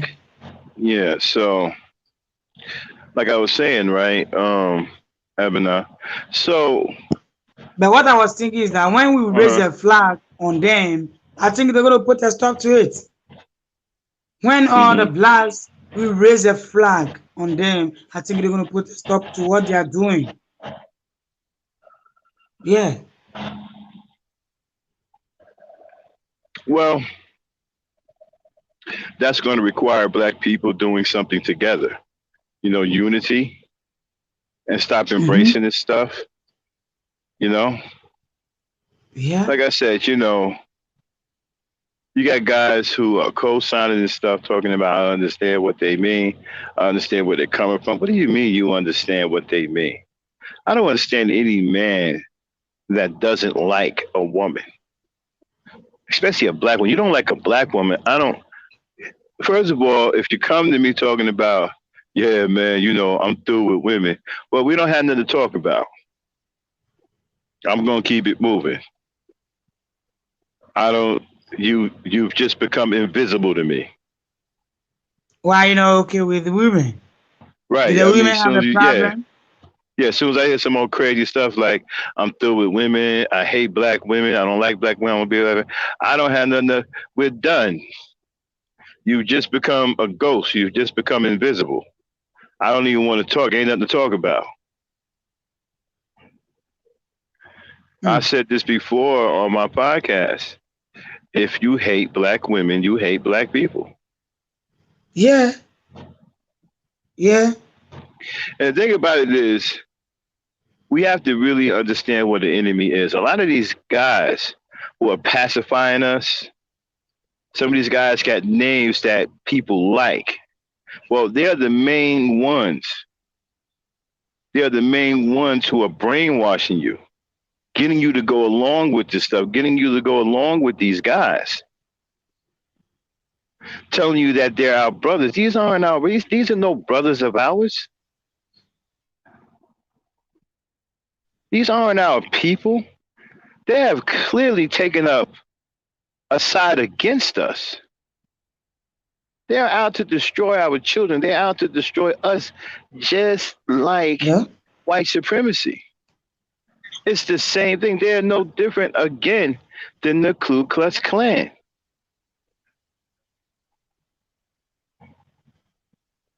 She's not our brother. We got to stop calling everybody brother and sister. Got to cut that out. These red pill guys aren't our brother. These Igbo guys, these these aren't our brothers.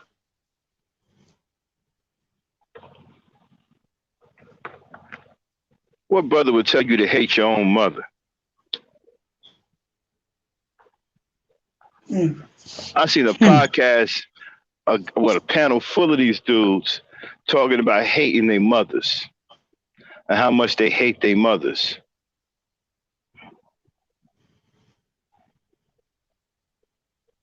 calling their Hmm. own Yeah. mothers the B word.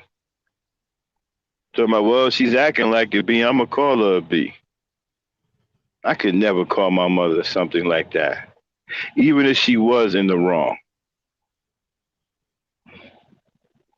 So we're facing a situation to where the enemy looks just like us.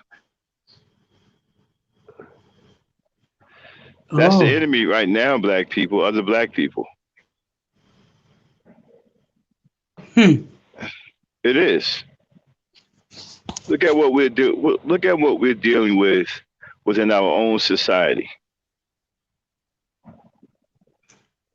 What? Turncoats, yeah, turncoats, traitors, coons, sellouts. You even got some coons now that got to the point where, you know, they're advertising selling out. They're using it as a Hmm. selling point to recruit new members. Hey, come on over here and Hmm. sell out. As a matter of fact, we don't call it selling out. We call it buying in. Yeah, they're using selling out as a selling point to recruit new members. Yeah. The evil that's behind these organizations is unbelievable. And the fact that they would take money and engage in this sick and perverted lifestyle and sell us out at the same time, that should tell you something. That should give you enough right there to give you enough energy to call it what it really is. These are our enemies. Yeah. Yeah. Yeah. And they're trying to screw up the minds of younger black men and black women. When you telling the guys to hate the women, what are the women do? What are the girls doing? How is that affecting the girls? We was talking earlier about how some women, in these horrible spaces, right? They want Yeah. that attention, even if it's abusive and negative. And I said, well, when we have women like that, that's our fault as black men that we've allowed women like that to develop on our watch. There shouldn't be one woman in these horrible spaces seeking refuge because she doesn't love herself or she doesn't feel that she's beautiful because someone has screwed her mind up. One woman is too many. And they got a lot of women over there brainwashed. I listen to some of the women over there. They're brainwashed.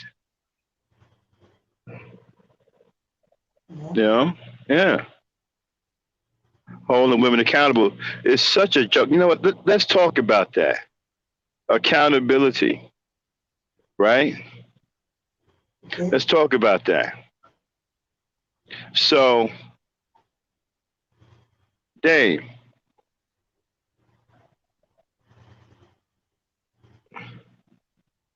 Okay, I think she's well anyway, Yeah, I'm here. can you look up that word accountability and tell us the definition? We want to be very clear about what it means to everybody. Okay. Accountability. We're gonna talk about this holding someone accountable. Okay, okay, accountability. The Mm, fact or condition of being accountable, responsibility. responsibility. Wow, what do you know? The R word, responsibility.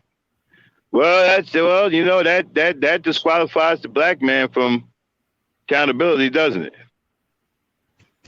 That's Okay. about it. That's about Uh, so that about sums it up right there. Because what we have with our brothers, so-called black men, is irresponsibility. And it's so much that they create these factions as shields to hide the irresponsibility. When you look at the Hebrew Israelites, you got black men standing out there on corners, dressed like clowns from the Punic Wars, talking crazy, reading out of some book, some book with fairy tales in it,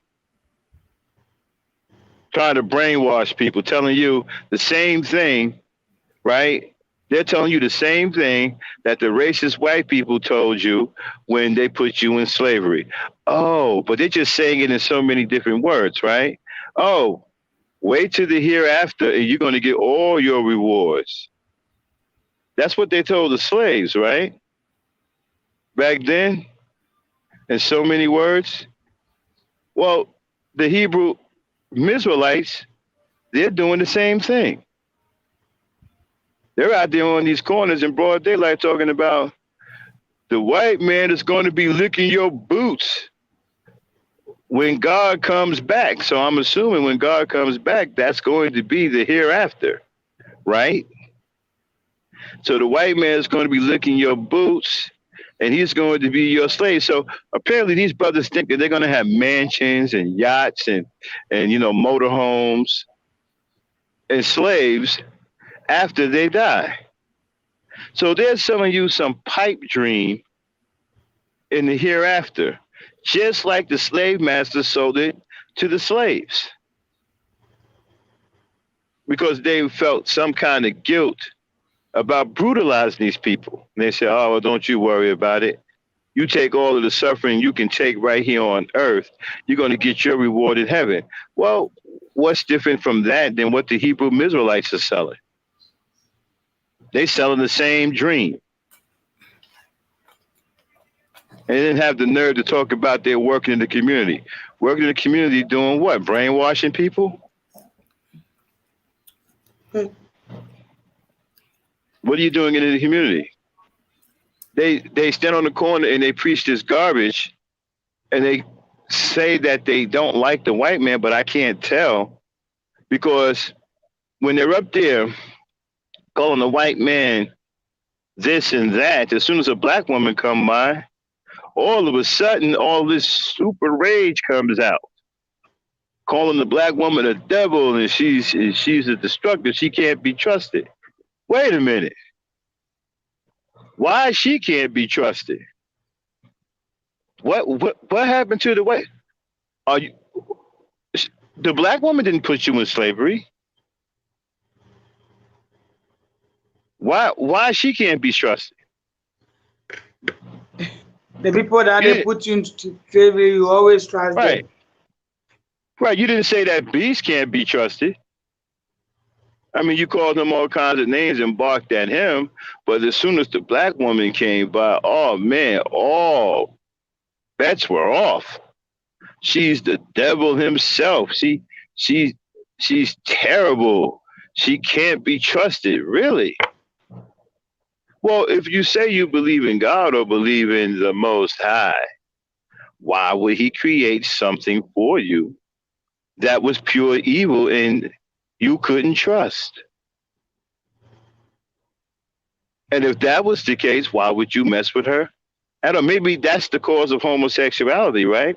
Maybe they do believe that the black woman is the devil and she can't be trusted.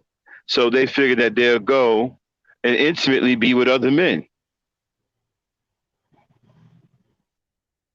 And then what kills me is a lot of these guys are wearing skirts, metal skirts, skirts made out of metal, thin metal, and they're wearing leotards underneath with big boots. I'm talking about these boots are big. They look like big sledgehammers. So you got a dude, a big old burly dude with this oversized beard, a bandana on his head, a Raiders jacket, a metal skirt, black leotards, and these big old Herman Monster boots. Sitting there on the corner talking about something, you're the devil. Hey, wait a minute, man. Did you see what you put on today? And you calling me the devil? And so these are enemies to black people. They are there to brainwash you. And then you have other factions who are here to do the same thing, but they have different styles. You have these fake and phony Moors who run around talking about Noble Jew Ali, talking about, well, you're a sovereign citizen, and you were this and you were more. But you see, none of this stuff pans out.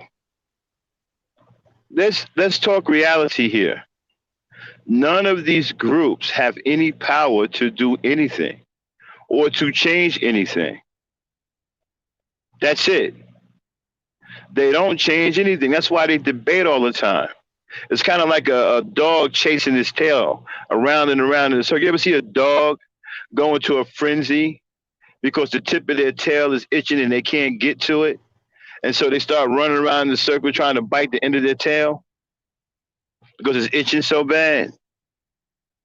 That's probably not the only reason why a dog chases his tail. That's just a common sense scenario. So that's basically what these guys do, round and around and around and around. So then you have the conscious community, right? Again, charlatans, brainwashers, debating about nothing all day long, no solutions for black people. But at least they say over there that the black woman is God and they love the black, what they call her a queen. They don't mean that, but at least they try to show some kind of respect. Most of these other guys don't show any respect.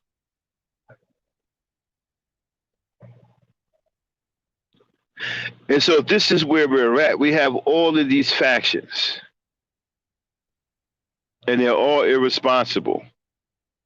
And you have the nerve to say that you're holding black women accountable.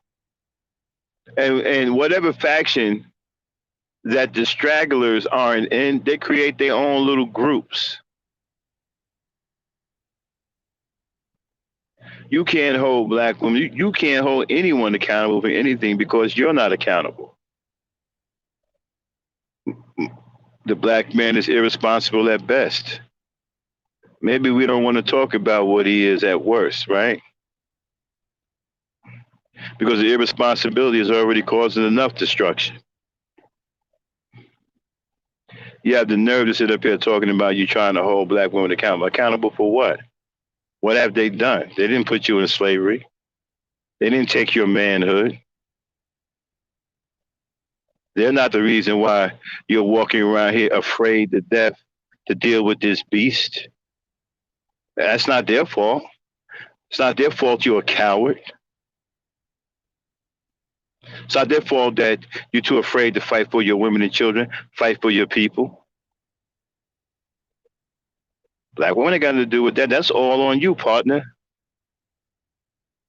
So don't jump on her and get mad at her and try to take your anger out on her because you're a coward and you're afraid. You're a sucker. You're a sucker MC. You're a straight up sucker MC. That ain't the black woman's fault. That's your fault. You allowed your manhood to get taken. So don't run around here trying to point your finger at her, talking about you want to hold her accountable. Hold her accountable for what? She hasn't done anything. And neither have you.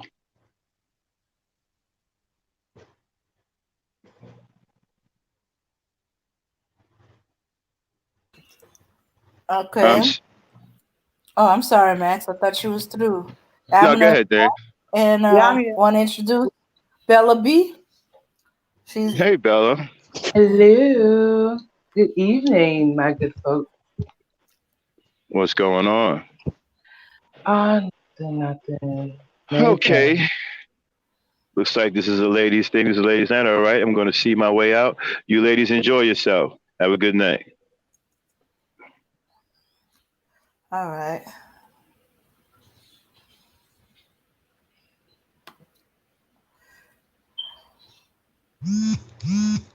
Oh, sorry. All right. So we've been going on about the meat tile. We show some of the type of sex dolls, sex robots, and AI that they might be interested in, even though I personally think they can't afford them. But hey, I could be wrong. Yeah, especially since they having a sale on them now. It took me a while to find ones with clothes on. Apparently, they like them all with no clothes on, like any other little boy. Yeah, and I thought it was funny that somebody mentioned that the doll looked like a Barbie doll. I said, well, it just so happened they also got a Ken doll. Well, they call him Kenny, but hey, it's a Ken. So for all them weirdos that fantasize about Barbie and Ken, I just hadn't come across GI Joe, but I bet he's out there somewhere.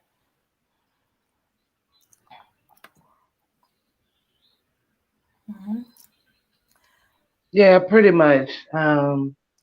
There's different apparatuses for all the deviant behavior that we've taken on from the things that we've learned from being around you know who. So Yeah, it's something for everyone. There's a lot of variety. yeah. And while I was looking out, some of them are even taking it out on the dog. I kept running out news after news about people illegally bringing child, uh, childlike sex dolls into these different countries: Britain, Australia, Mexico, for these deviants who are pedos.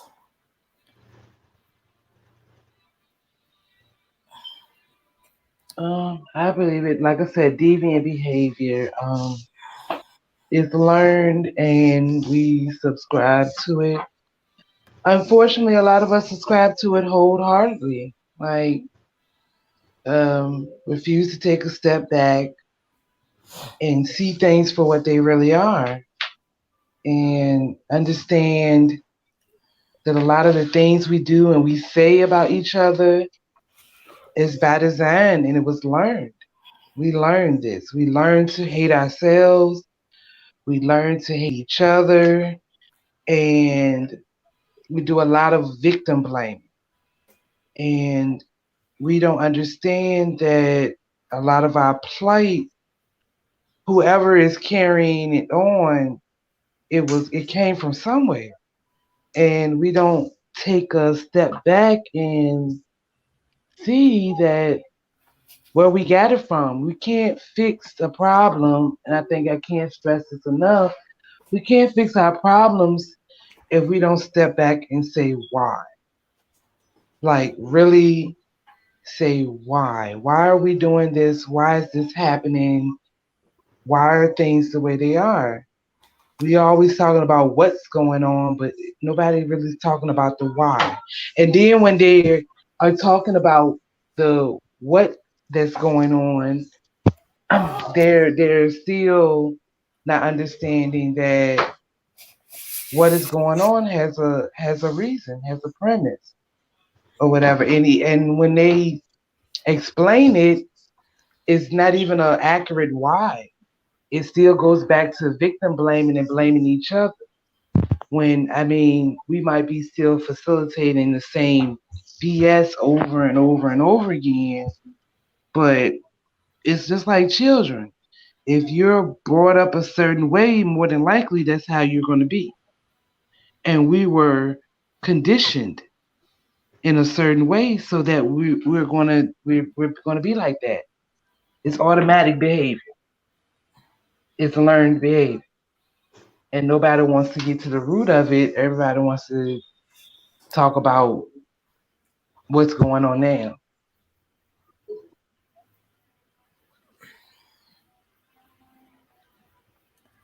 Well, I think it's because they don't believe it's learned behavior. And they should be worried. If we can learn this, what you think our children are learning, um, exposed to all these, I know you keep wanting me to say pedophiles, but yes, they exposed to it on the internet, the TikTok. They being groomed, they being handled, they being um being exposed to be taken, you know, and we are exposing them to normalize this, The so that same way we were. yeah, and Eh, we got to break the cycle. Yeah, We that's I got to was about to stop say being that. afraid to be considered homophobic. We got to be afraid. We're gonna probably have to sacrifice, being uncomfortable with people thinking the worst of us to protect our children. We're gonna have to make sacrifices. Hey, take the children out of the schools if the schools exposing them to things you don't think they ready for, or actually should have to. I was surprised when I found about that there was sex ed for elementary. Beyond, that you're going to be going through puberty and learn about your body type thing. That your body's going to be going through changes, and usually then it isn't until you closer to puberty, like 10. Well, although I've heard of nowadays the kids are reaching puberty at 9, some of them, but still, we're talking about kindergartners. What kindergartners need to know about that? As far as I know, only kindergartners need to know is that boy wee wees are different from girl wee wees. That's it. Okay. Sorry, I didn't mean to go, but that's I hate to go it's kiddie, but it's that's the way I think of it. it's normalizing the kids for pedophilia. You got to understand that these um these troglodytes are from a Greco-Roman culture mainly, and the deviant behavior that was within a Greco-Roman culture is what they're trying to standardize. That's what they're trying to make the norm. And we're talking about if you anybody ever look that type of information up to see what really encompassed a Greco-Roman culture is straight out of a sex novel. Um, it was some really deviant things going on, just like the Olympics. We, tune in every 4 years to watch the Olympics, not knowing that back in the day when they was inventing that shit, everybody did it naked. They were all naked in their birthday suits. Why do Oh, you need to see big burly men fighting animals and wrestling and shot putting and pole slinging and whatever else naked? They had no clothes on at all. yeah. So they were very deviant creatures. And therefore they want to spread their deviance all over the globe, which they are succeeding at, and we don't even see it. Like it's like we don't see it, we don't understand it, we don't. I mean, I don't understand. But it's starting to come out. I thought it was just one. Okay, the wrestling MIA match where this one guy he defeated the guy, but to do his victory, he pretty much dry humped the guy while he was unconscious on the floor, and I was like, ew. I thought it was just one. Apparently, this has been going on recently. So there's more than one. I was like, okay, I always thought the old fashioned school type of wrestling did look kind of uh, ish, G-ish, and but I was like, no, no, no, no, it can't be. And here this dude goes and dry hump, and now there's a whole bunch of them that's dry humping. In fact, one of them he didn't even defeat the guy yet. He got the dude in some kind of pose and he was humping him. I was like, I don't want to be a wrestler. If I was to do, I wouldn't want to wrestle these guys.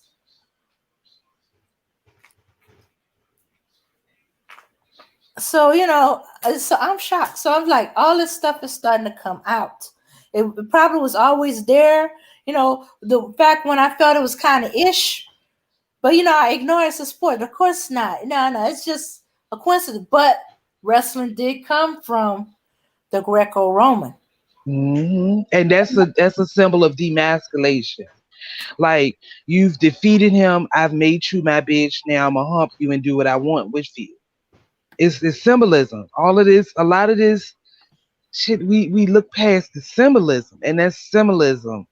To that is one of the most intimate things, to do to someone, to sexually um what's the word I'm looking for, like to demasculate them sexually, like that is a very intimate and can be demeaning um symbol that you didn't knock this man out, he laid out helpless, and then you're gonna dry hump him and for the world to see. So it's a lot of symbolism, and it's just like I don't understand how people just fail to see the patterns in the things that go on with us, the things that's going on around us, and just ready to just point fingers at each other and not looking in the past and within. What made us this way? Why do we do the things that we do? Why are we so angry? Why are we so frustrated? Why are we so just messed up in the head? Period. You got to look at those things before you start pointing fingers. What is that thing that say in the Bible? You shouldn't throw stone in glass houses or something like that, or that did that come Oh, from somewhere else? well, that's more like you shouldn't take the speck out of your brother eye when you got a whole beam in your eye. In other words, work on your own sins and leave your brother's sins to him. Or I take it as you can't tell somebody about the things they doing wrong until you work on the things that you're doing wrong. Exactly, and that encompasses those. I'm guessing because I didn't catch a large part of the broadcast. I'm guessing that y'all was talking about the manosphere, right? Manosphere, Metal, Sissy Bands. Exactly. And that is exactly what they fail to do. They're always bashing women about what we're doing wrong. But what about you? What are you doing to rectify the situation other than bump your gums and talk shit? Like, you talk about us, but y'all sitting around and complaining like a bunch of bitches. Like a bunch of little whining ass bitches. Like, who made you this way? Did you not get enough love when you was a child? Did you not get enough hugs? Now you're just frustrated because your mama popped her titty out your mouth too early. You wanted more. I mean, what is it? You got to look within, and any sane, logical, intelligent, articulate adult should be able to drop their ego long enough and go within to see what's wrong with them, the reason they keep getting the same results. Because apparently they're on this adamant campaign to bash women because they've been done wrong by women one too many times. You don't you don't get this type of speech from people that only been done wrong once, because we all have room to forget. Mhm. So this is a reoccurring theme amongst a group of men that leads you to think that they were done wrong by women, plural, in their life. So, what did you do, or what's wrong with you for you to keep attracting these same ain't shit women, quote unquote, that you keep talking about? It got to be something wrong with you. You keep attracting the same people around you. So, I need you, bruh, to look within and see what the hell is wrong with you. The reason that you keep getting these things done to you, like, and then maybe we can have a healthy, logical, articulate conversation about what we can change together as a people, as man and woman, to get some shit done, make some shit shake. Come on, man. I don't understand. Make it make sense. Like, make the shit make fucking sense. Like, what are you doing? Well, they gotta first admit that they made a mistake or they chose wrongly. They don't want to admit to that. They don't want to admit they made a mistake. They don't want to admit they chose wrongly, or they hurried up some things, or they let their little head do the talking and thinking for them, and they not going to admit to that. Well, then Yeah. it's nothing to talk about. Mhm. It's nothing with them when it comes to them. Then it's nothing for us to talk about because, like I said, any logical, intelligent, articulate adult is able to drop their ego long enough to look within and fix themselves. And if you can't fix yourself, and if you absolutely think that nothing's wrong with you and it's just everybody around you, you're a damn lunatic. You are a lunatic. You're an idiot lunatic that's going to be plagued with being a dummy the rest of your life.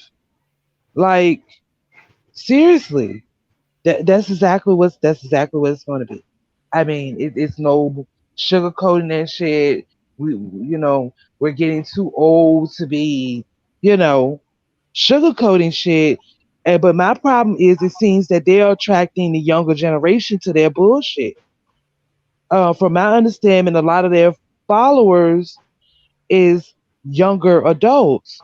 So you're infecting their minds, and they ain't even had enough experiences in life to even come to the conclusions that your old raggedy tired ass has, that you're infecting their mind and imprinting on them your bullshit. They ain't even had enough. It's like Tell me how many now. From what I understand, a lot of quite a few of their. I'm not gonna say a lot. Quite a few of their um followers or fans or whatever the fuck you want to call it are people in the age in the 23 to 29 range or something like that. So these people ain't had enough. How much experience did you have in life at 23, 25, 27? You didn't. So they're imprinting their bullshit and telling these kids, because that's what they are, kids, that oh, this is how it is. This is how all women are. This is how the black woman is. Stay away from her. This, and that. So, are you a mantle to your people, or are you a tool for supremacy? Which one are you? You're a Mhm. puppet tool for supremacy for the other side, or you are a mantle to your people. You're a staple. You're a role model. What are you?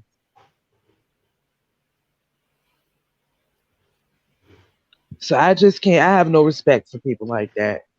Um,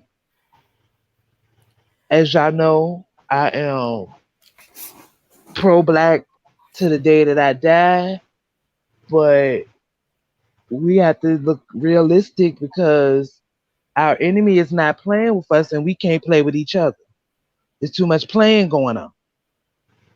Too much playing going on. What game is you playing? You're playing a game that is detrimental to us as a people. We supposed to be coming together because we don't have no allies. We have no fucking allies. We ain't got nobody but each other. And damn, if you trying to drive a wedge further in between us than it already is. We have been through the ultimate mind fuck. Not only was our mind played with, our bodies, our souls, everything. Everything we had was stripped from us. And then we was programmed with what we was told was right and wrong and what we was allowed to have. And then you're going to further facilitate that bullshit. Like you driving, we already in a hole and you're digging it even deeper. So it's going to come to a point, this hole is going to get so deep that we won't even be able to stand on each other's shoulders and get out of it. Then what? We just lay down and fucking die? Like seriously. I yield the floor.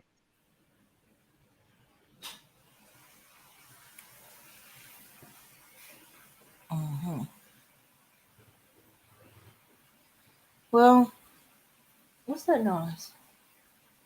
Okay, and yeah. So the problem is too many people are going to listen to these dudes. They they either find it entertaining when they go off on somebody.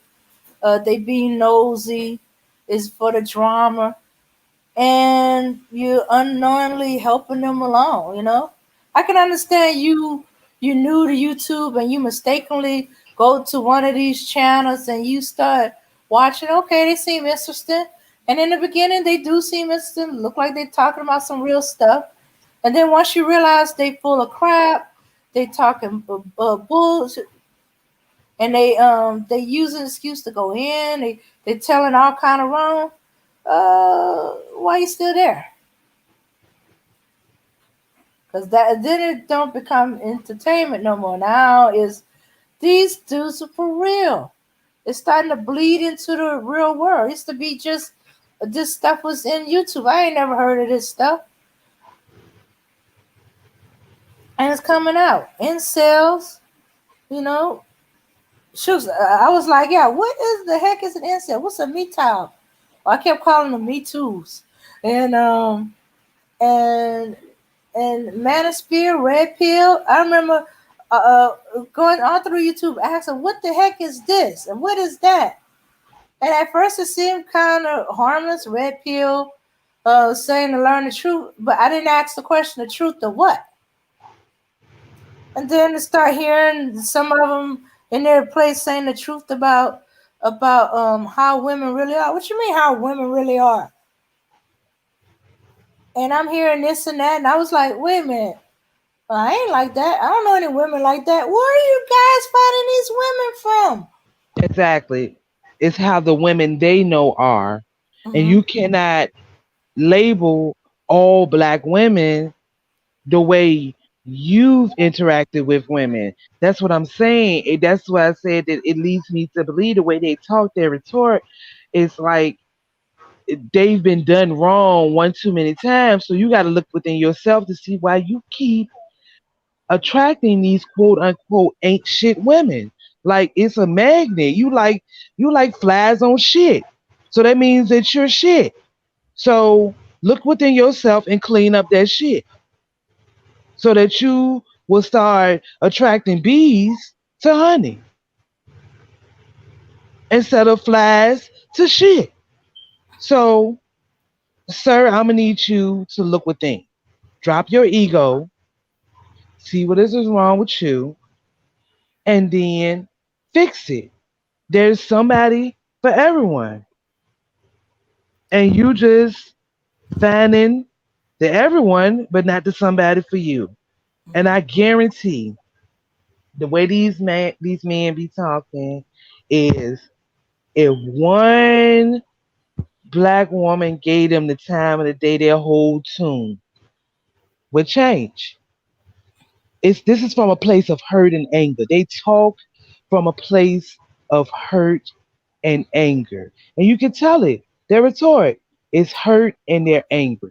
Yeah. Like little children that were not coddled and held and suckled for long enough. They feel rejected, so therefore they turn their rejection outwardly onto others. They'll tell you they're perfectly fine, but you can't be talking like this. How you get on the internet spewing this filth for the world to hear, whoever within earshot to hear, and and you think it's okay, first of all, and second of all, you not go back and listen to your recordings and see how asinine you sound? Like all women, so that means your mama, your aunts, your sisters, your cousins, your female cousins, all of them are the women you're talking to. You're talking to them also. I mean, I don't think black people that talk shit like that about their people really realize that you're talking about your family too. Because you are black and you're from a black family, so therefore, if you're talking about the men in your family, if you're talking about men, you're talking about the men in your family. If you're talking about women, you're talking about the women in your family. So, how do they feel about your retort?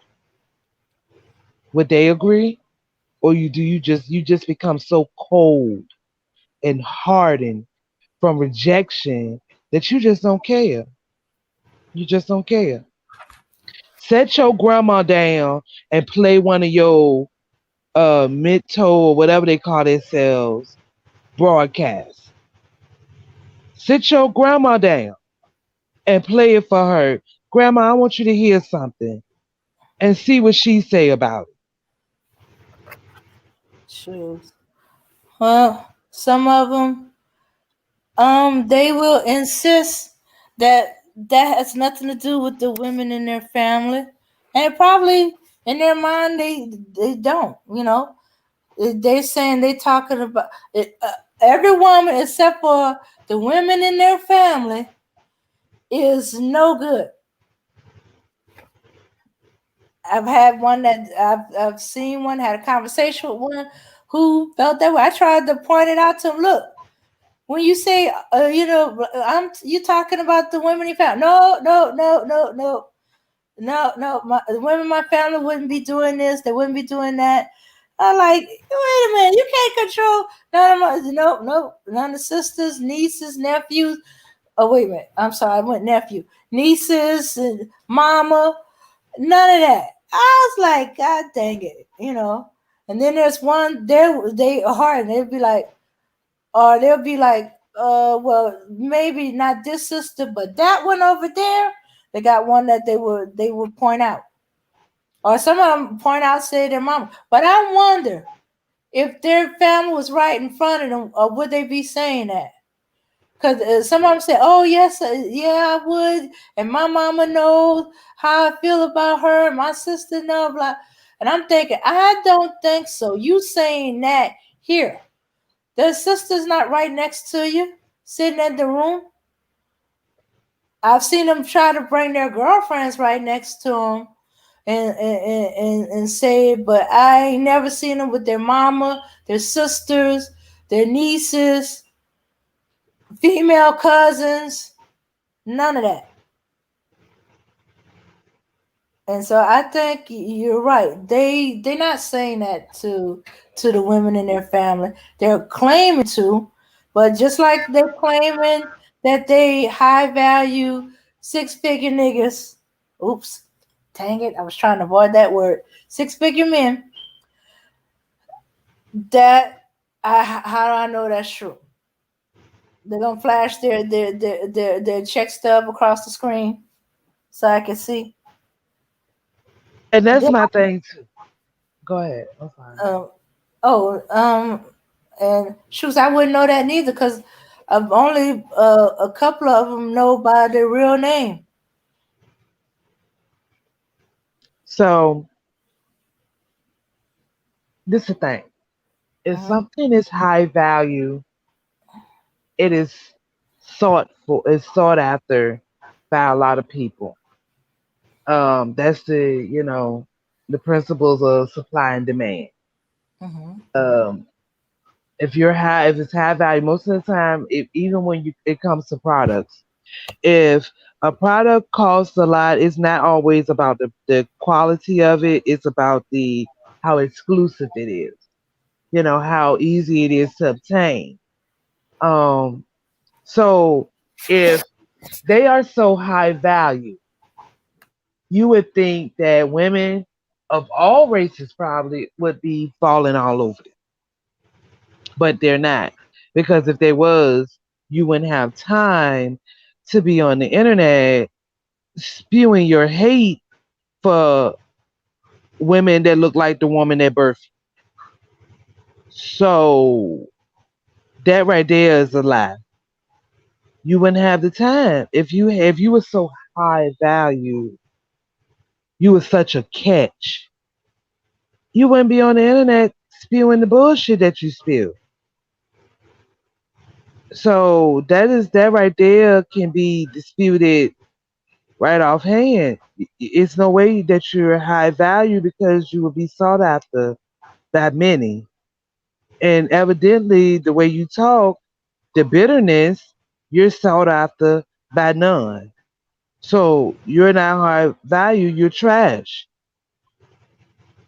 The women that you meet have treated you like trash. And truth be known, that's probably because you carried yourself as trash because you are trash. So there's no way you're high value. High value, sought after men are not are not single, or they have a lot of different prospects. Hell, even your average hustler got 3 and 4 women in his pocket somewhere, and he ain't got nothing but the money in his pocket to re up for the next run, the next go round, and he still got women. So where's your woman? Where's your women? You can't have none, and that's why you're bitter, and that's why it's black women fault because you failed to step up as a man, do X, Y, and Z, or your character is just flawed to the point that nobody wants to fuck with you. Well, the woman that you desire doesn't want to fuck with you. So you're just bitter and you're on the internet talking shit. Pretty much. Cut and dry. That's how I see it. Who hurt you? You've been hurt and you want to spread your hurt because misery loves company. Misery loves company. So, I mean, that there you go. That's we have it. I mean, in a nutshell, it's not hard to analyze people like them because when I say that and I think about it, it reminds me of something of what our great ancestor Dr. Frances Krauss Welsing said when she was explaining the pathology of the white man, and she said that the reason that they hate us is because they can't be us and they feel inadequate within themselves. So in turn, they project their inadequacies that they have for themselves onto us. They're envious of us. So therefore, they project their envy onto us as hate. When really they don't hate us at all. They envy us and they revere us because they want to be us, and because they can't be us, they lash out.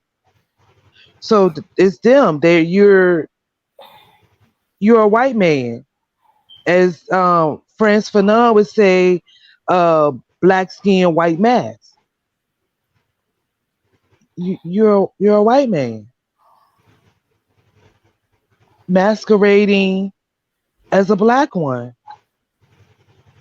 because there's no way that you can call yourself a proud black man and spew the shit that you spew about your counterpart, your equal, your pair. We are a pair.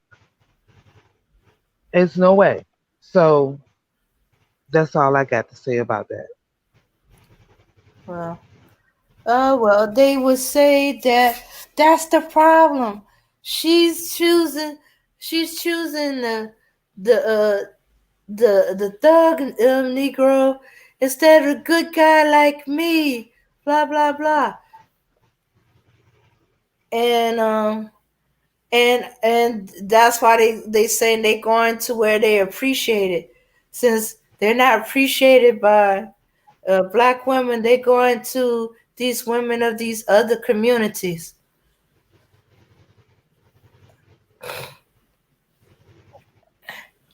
And I'm like, okay, all right. So you decided you're not appreciated. You're going to these other women. Why are you telling us about it? Why are you constantly coming over here, going? You don't appreciate us. You keep choosing these thug Negroes, these other men. So I'm going where I'm appreciated, and they don't go.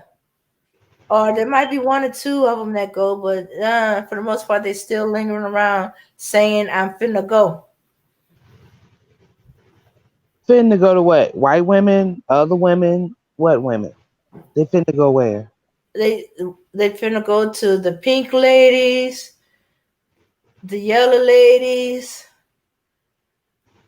the I don't know. I guess I call them the tan ladies. They just not going to Uh, the black ladies. well, unfortunately, they can go there if they want to. Um, but I will say this that for sure for the pink lady, they're nothing but a fetish. Something else that Dr. Francis Cresswell Seen used to talk about. Um, they're fascinated with our bodies. We are fetishes to them. So you're nothing but a fetish. And if you do got a little money in your pocket, um, that's even better. They only want you because of your body, mostly, like because their fascination with us. So you just a token. You're just something to do. No one, they cannot, and then this is the thing too. No other female but your own can relate to the plight of being a black person. You can't sit down with the pink lady and have a really meaningful conversation about our oppression, our um, progression as a people, um, our culture, our heritage, or none of that. That pink lady, that yellow lady, that tan lady, none of them can really relate to being a black person. They can't relate to it. So you would never have any meaningful conversations, first and foremost, about anything like that. So you can go ahead and you will still be lacking. You still something in your life will be missing. Um, you will be still inadequate. And they say it's from a place of, oh, the other women, they submit, they submit, they submit. Um, we submit too. Well, we submit to men that are worthy of following.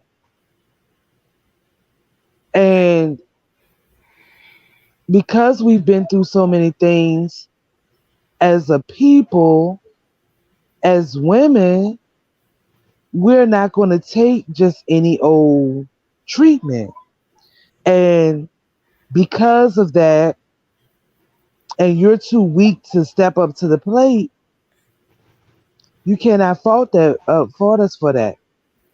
Because you got to understand that we spent just as many years fighting off the same demons as you have. So we don't have time for no bullshit. We don't have no time for it.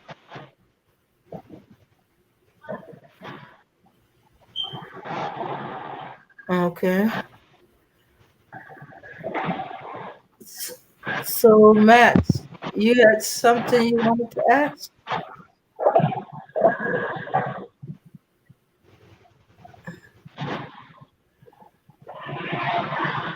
Okay. All right.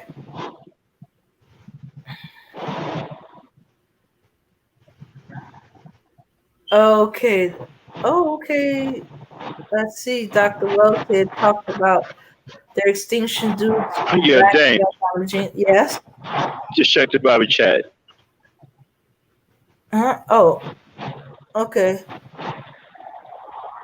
Okay. All right then. All right. I see it. I see it. Okay. Dr. Wells also talked about their extinction due to the black male dominant gene. Okay, we talking about the pink people extinction? Yeah, yeah. Their extinction. I know what they're talking about. Oh, go ahead. You can say what you're gonna say.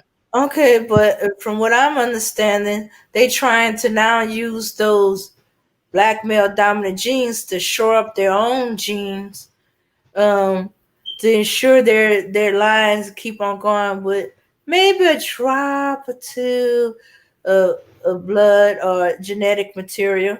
Since if you- if you breed if you get enough white people in you, you no longer be looking black. The passer, Hmm. the ones that can pass. Yeah, she does talk about that, but I um disagree with that kind of because of what you just said. I agree more with what you said. It's more along the lines of they're trying to keep themselves alive because they are dying out. Here in the States right now, last time I checked, probably was last year, the birth rate for them is in the negative in like 29 of the states. So they are dying out. So they do need our genes to facilitate them to survive. So that's why we've seen an influx lately of interracial promotion of interracial couples.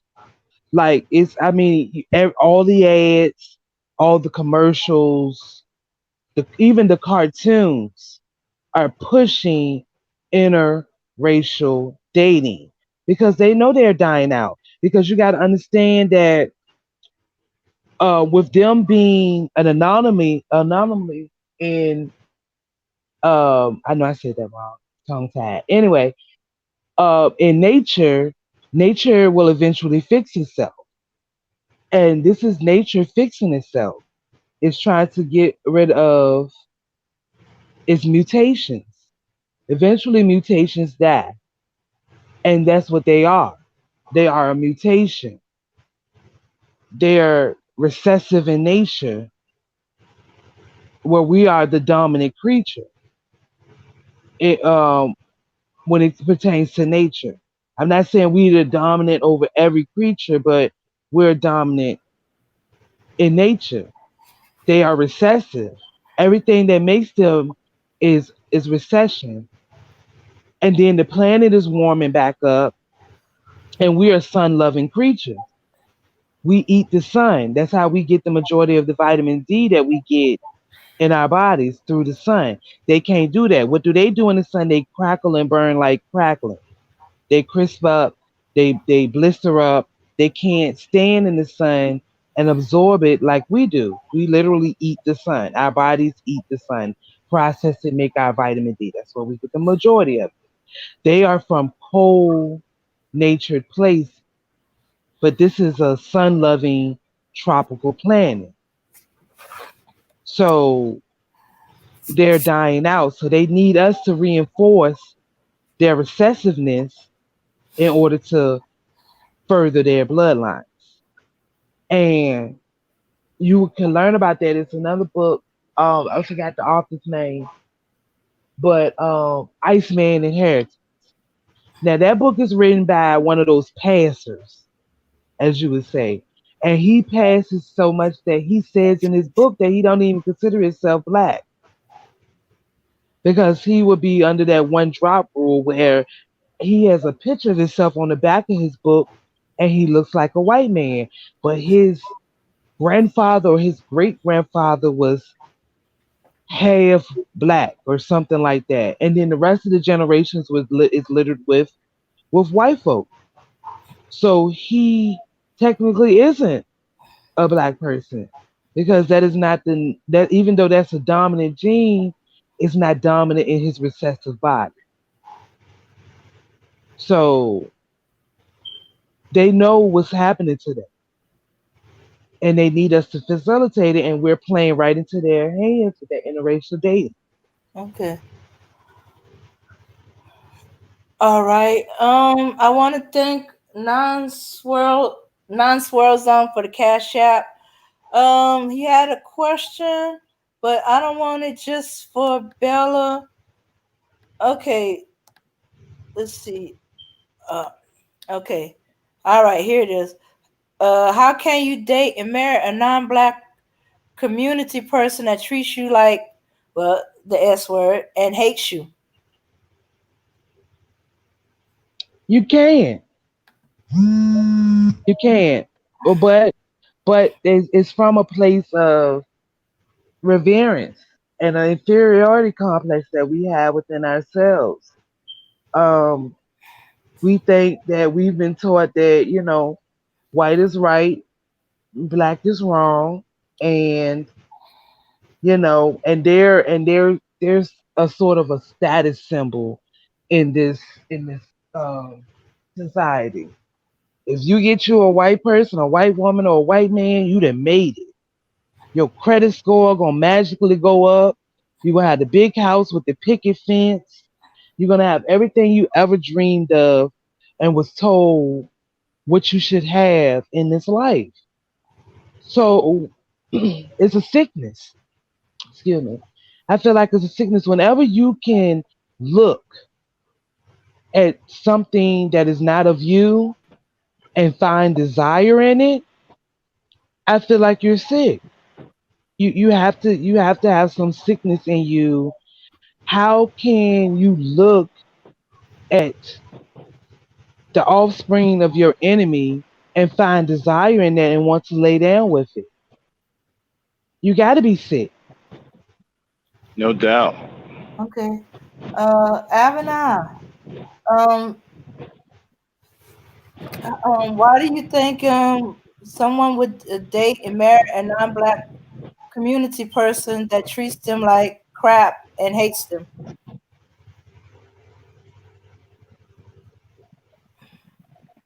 Think she might be having problems with her connection.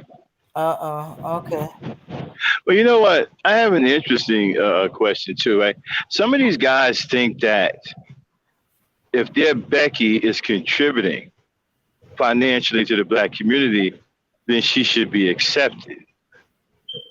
What do y'all think about that? Should a Becky be accepted if she's contributing to the black community financially? Nope, nope, No. no, because okay, you want to go, Dane? No, because they would. It's easy for them to throw money at it. Oh, I'm contributing. I'm helping money. As long as they don't have to do anything themselves, yeah, they quit.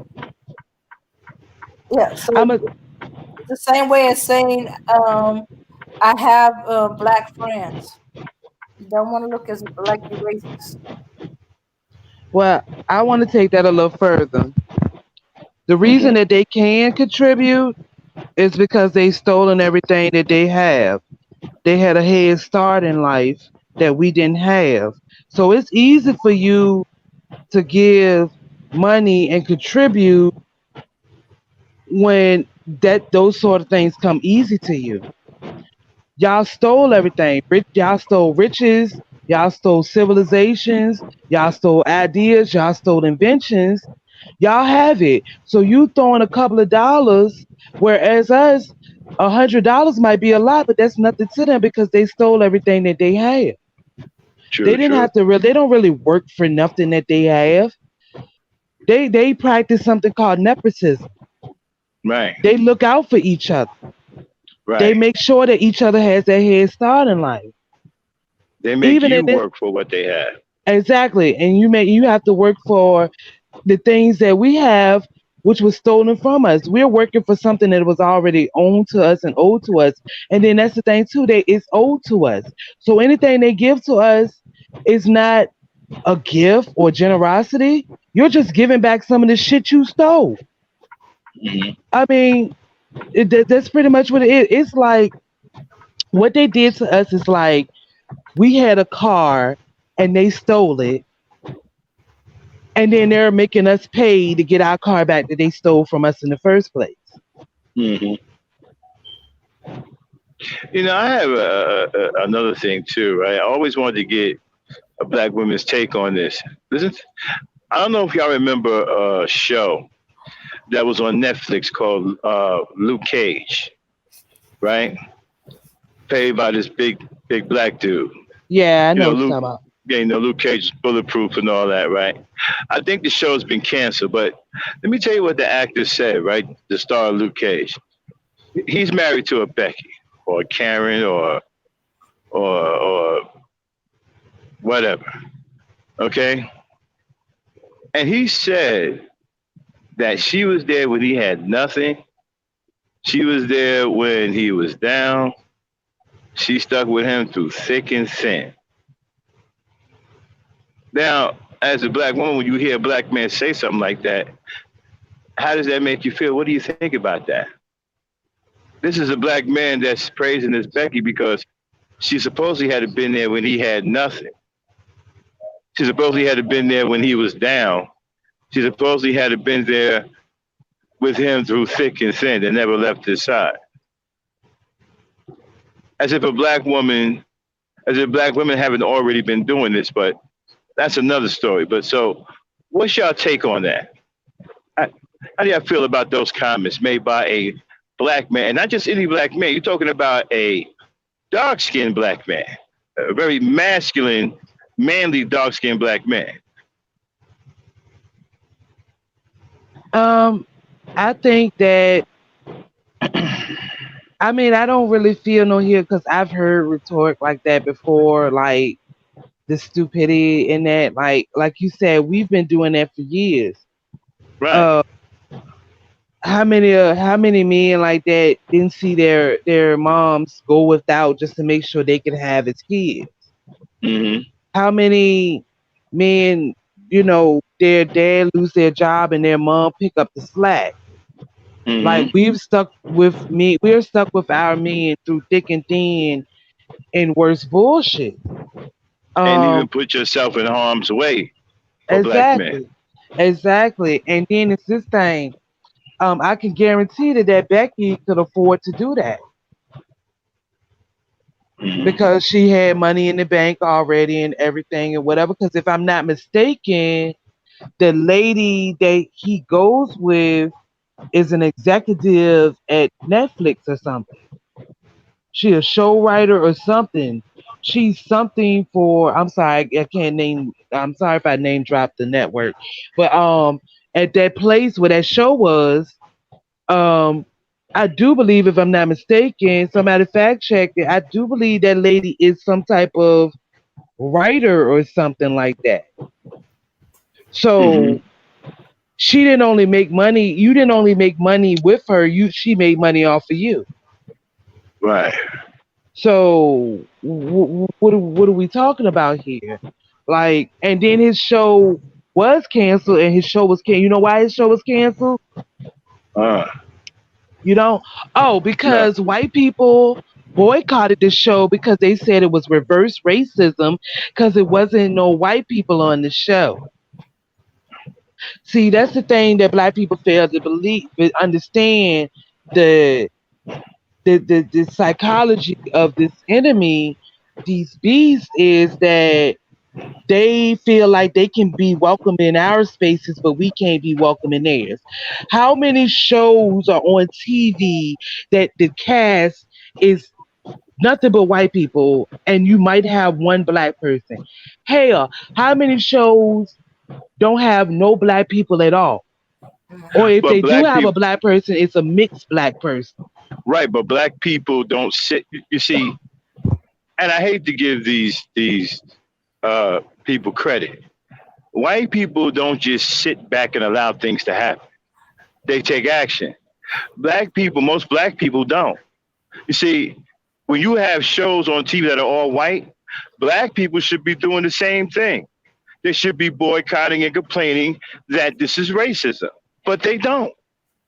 They allow Exactly. it to continue. They accept it. And so you get your shows knocked off because they won't accept it. They're not going to dare sit here and watch an all black show with not a single white person in it.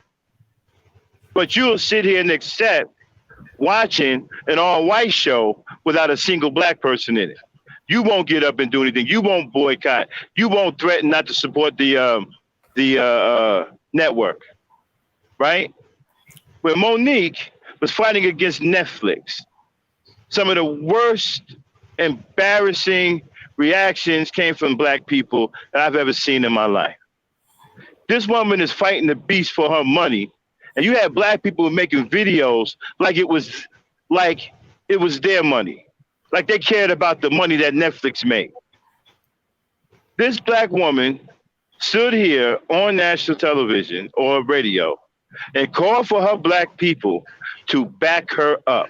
We had every opportunity right there to show the world that we could stand together, right? Instead, what we did was make negative videos about her.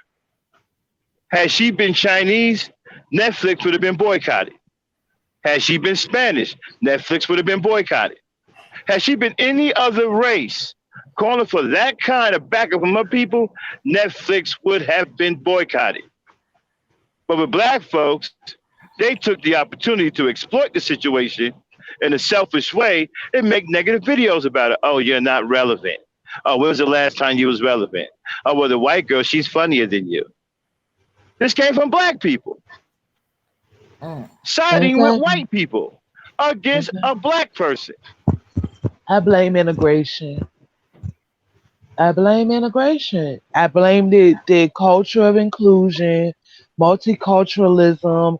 Like I said, we come from a place of an inferiority complex that white is right and black is wrong, even when it is right, because integration is when a minority takes on the ways and the culture of the majority.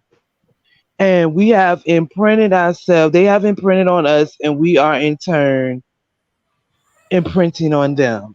And we're looking for inclusion with a people that we were never supposed to be included with. We were never even supposed to have been free in this country, whatever, in all senses of the words, because we're not really free. Um, and so it was no intention for us to live side by side with them. We were always supposed to live up under them. And truth be known, we still live up under them because they find ways to subtly keep us oppressed and under their thumb. Um, so we were doing better for ourselves when we were segregated because we were forced to do for ourselves. And I think we still have this mindset of servitude that we refuse to let go. Mm-hmm. So we're until we drop these notions and this ideology and this mindset, we're going to always be up under their thumb. Victims blaming the victim. As I said earlier, we victim blaming and we're the victims. And we find the most asinine reasons to side with a people that hate us. Yeah. And there is no such thing as white allies. We have no friends, and we damn sure at times don't even have each other.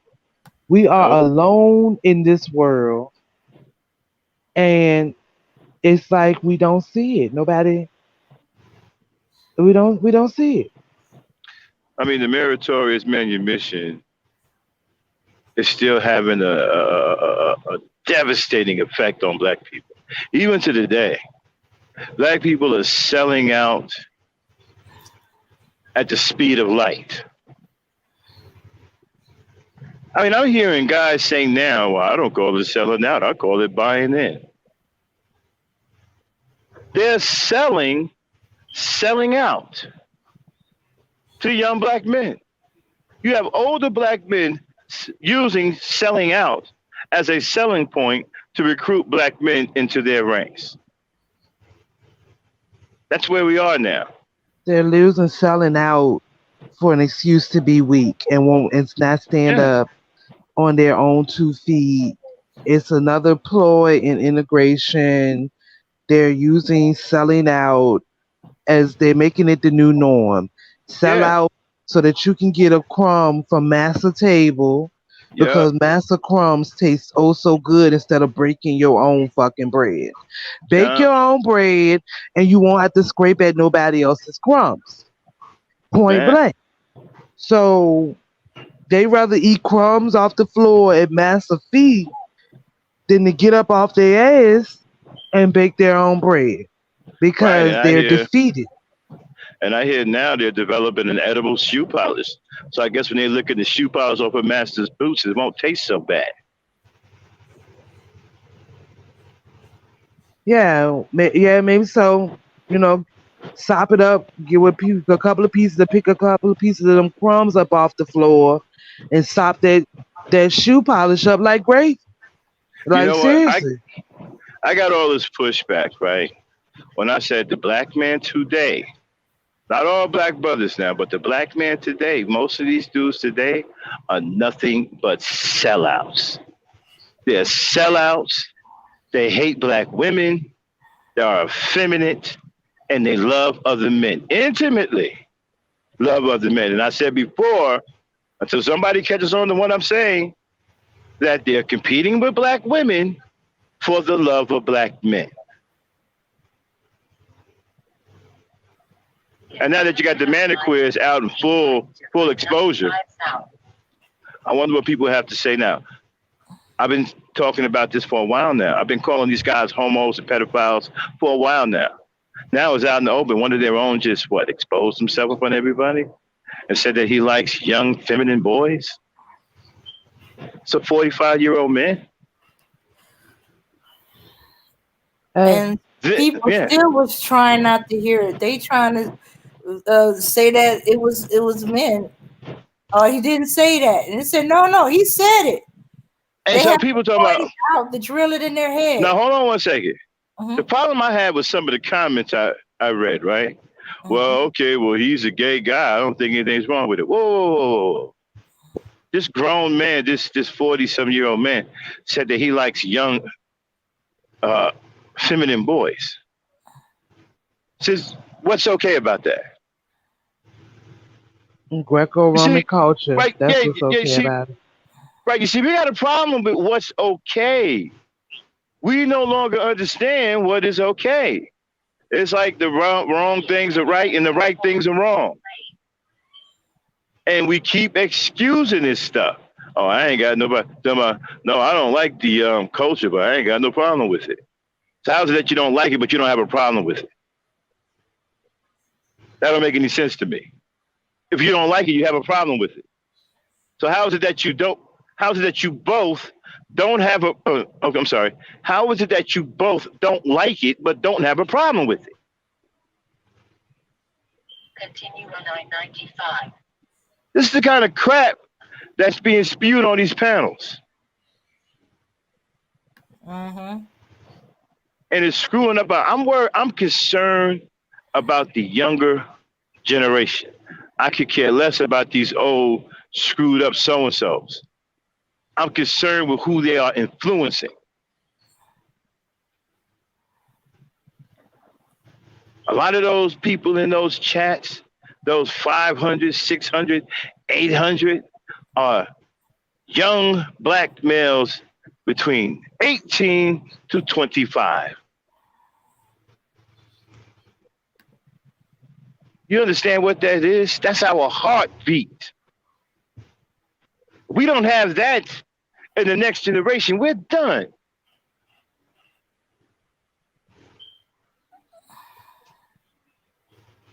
Because what's coming, because they're going to influence what's coming after them. Hmm. You tell people this is not funny. We're being systematically destroyed now by turncoats who pretend to be us, pretend to be kinfolk. I said an enemy is an enemy, don't matter what color the skin they are. These maniqueers, red pills, whatever, these aren't friends of ours. These aren't our brothers. These are enemies to black people. They are black versions of the Ku Klux Klan.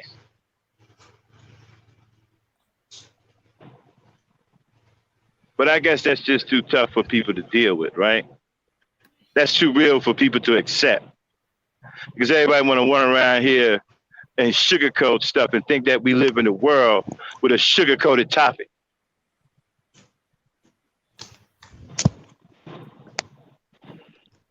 We have black versions of the Ku Klux Klan popping up all over social media.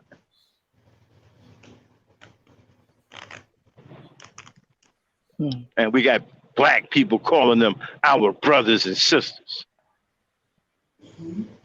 Yeah, exactly.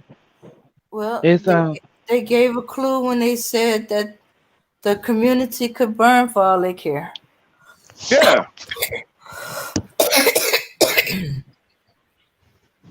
They can burn too for all I care. Actually, I don't care.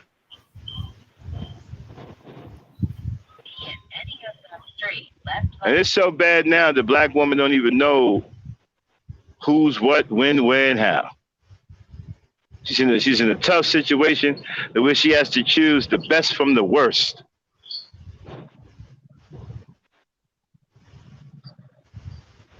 I was saying earlier today, it's so bad because we have an epic failure in male black leadership that we have black women seeking refuge in some of the most horrible places on social media, enduring the abuse just to get attention. That's how fair you as black men. That's how fair you as black women. Because before they were grown women, they were little girls. Where were the fathers?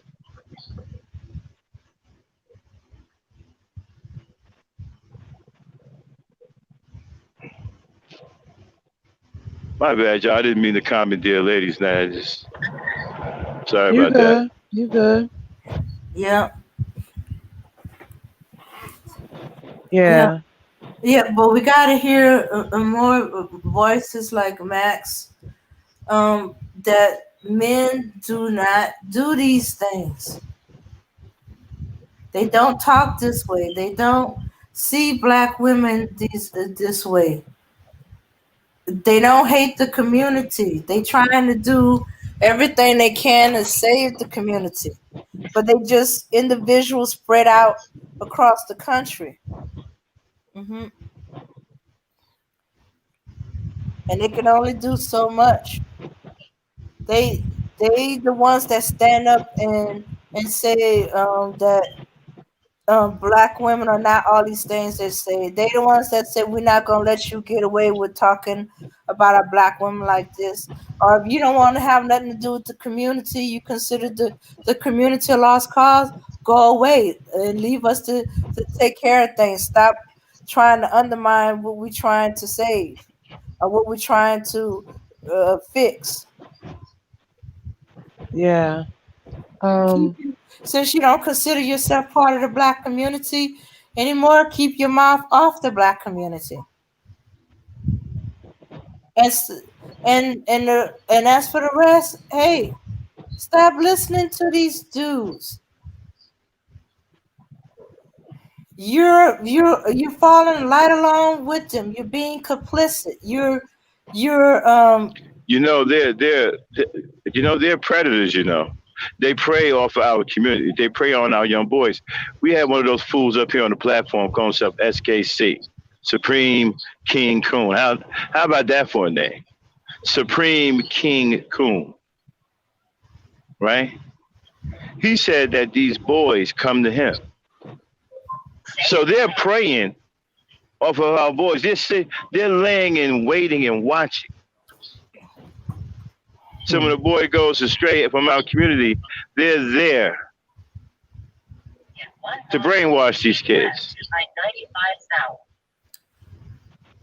shoes to groom them, to lure them, to get used to talking that way, get comfortable with men complimenting them, discussing their bodies the way men don't discuss bodies, their bodies with each other.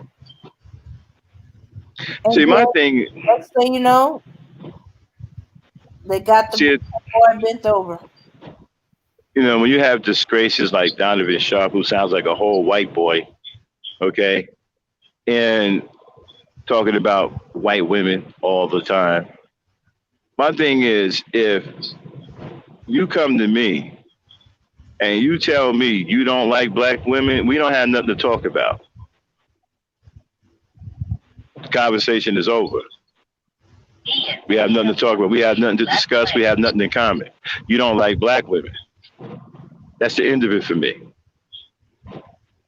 But when they talk to these guys, there's always a pause. You know why that is? It's because of pimp culture. These young boys reading these books, these Mac books. And these Mac books teach them, right, that women have very, very little to no value in life. So it's okay to disrespect them. It's okay to see them as low value or having no value. This is why you got a lot of them right now with some of the filthiest mouths and minds you've ever heard on a young man. Can't even say anything other than strag or whore or bitch or some other kind of derogatory name that they have for women, black women. They get that out of these books, these so-called player books. And then you got these fools who call themselves dating coaches. Again, fake pimps. You got one that sit up here who claims he wrote a book called Mode One, who wears makeup, boasts and brags about. I don't understand something. If you're a dating coach and you're supposed to get all of these women, where are these women at? How come you don't seem to be successful now? These guys are phonies. They're just here to destroy the minds of young black boys. This is why I can't stand pimp culture. Pimp culture degrades women and teaches young boys to disrespect and hate women.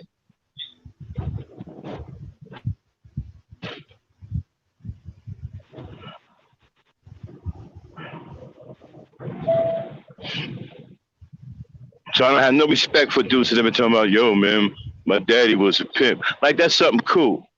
These guys talk about pimps like it's some kind of a badge of honor. Like it's cool being a womanizer. It's cool to degrade women. It's okay to disrespect them and treat them like their lives are worthless.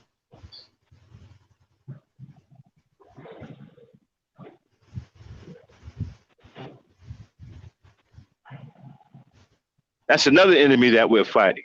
That's another destroyer of the minds of our young boys. Pimping, pimp culture. And that works in conjunction with homosexuality because they both have the same agenda to destroy women and control the minds of young males, young black males.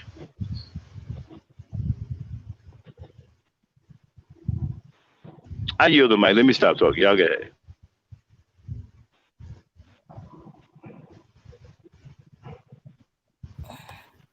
Okay. Well, yeah. We gotta have these things pointed out because as we know, people will make excuses. Um, make excuses for what people say. No, they can't be saying that. Oh, they didn't mean it like that. And yeah,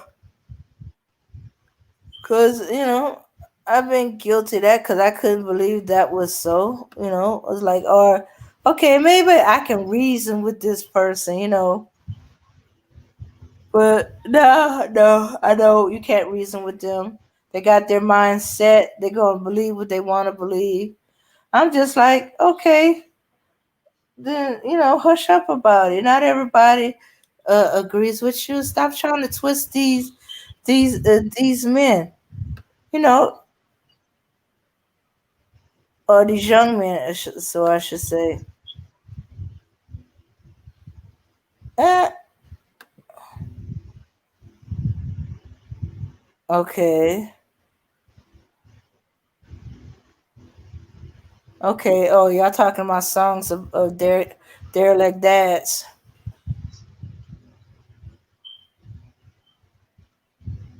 Oh, okay. All the rappers and Snoop Dogg glorifying pimp culture. Yeah, shooks. Now they got pimp. What was it? Clothing line, something like that.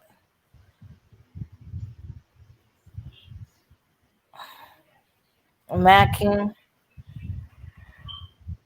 Yeah, shooks. You knew something was up when. Wait a minute. Was it number one? I forgot for a while. It's hard out here being a pimp. No, it's hard being the prostitute that works for the pimp. They want a Grammy. I think who was it? Juicy J, 3 6 Mafia. I don't know if it was the whole group, but Juicy J and which called they won a Grammy for that song. Hmm. Yeah, they won a Grammy for that song. You talking about it's hard out here for a pimp, you know? Yeah. Yeah, that song. You talking about that song? Yeah. Hmm. Yeah, they won a Grammy from the Hustle and Flow movie. Yeah, Yeah. they won a Grammy for that song. Accolades and shit. So But shoot, so now all this stuff that's coming out about what's going on in entertainment history, in the street and stuff. It makes you wonder why there wasn't a pimp a song sooner. Yeah. Um, somebody said something about those families that bought that Oh, land. oh yeah, yeah. Hold on, let me go back to it. Okay, here it is. All right. They said those 19 black families who brought 97 acres of land in Georgia to form an independent community, now non-blacks slash we know are complaining and trying to block their permits and stuff. That's why they should have we should keep quiet about stuff like that. Exactly, because they are trying to. I think they in deals with one of those networks to do a reality show about them building that community. And then you got to understand this. Like I said earlier, white folks feel like they have this gross sense of ownership. That's one of their values. White values you will find is individualism, conflict and control, ownership, consumerism, and manipulation. Those are their values. They feel like that they should be a part of every facet of our lives and everybody else's lives on this planet. That is why when we have, especially here in the United States, we have this gross sense of I don't know of duty that we think we supposed to police the rest of the world. We're all up in everybody else's dealings. We have a embassy in damn near everybody else's country because they have a gross sense of entitlement to everybody else's dealings in the world. And Mhm, that's what you would find with white values: individualism, conflict and control, ownership, consumerism, and manipulation. Whereas with black values, it's supposed to be collectivism, cooperation, common heritage, natural law, and contribution. We have moved away from these things mhm, mhm, and we have lost that. We don't understand who we are, how we came to be, the world around us, and our place in this world. We don't understand none of that stuff, and that's why we're so lost trying to grasp for straws and figure out who, what, when, where, and what we're supposed to be. mhm, So of course, the white people are trying to block their permits because just like for the same reasons they canceled that man's show. They feel like they're entitled to be a part of everything that we got going on. We can't have our own spaces because they it's on some narcissistic, egotistical shit. How dare these Negroes go out and do something without us? We want to know what they're doing. We want to be there too. They feel like they have a right, an exclusive right to this planet, and everybody else is just living it. So of course they are. But these people opened up their doors to let everybody know what they were doing. So of course your plans are going to be tainted and compromised because we have this, I don't know what to call it.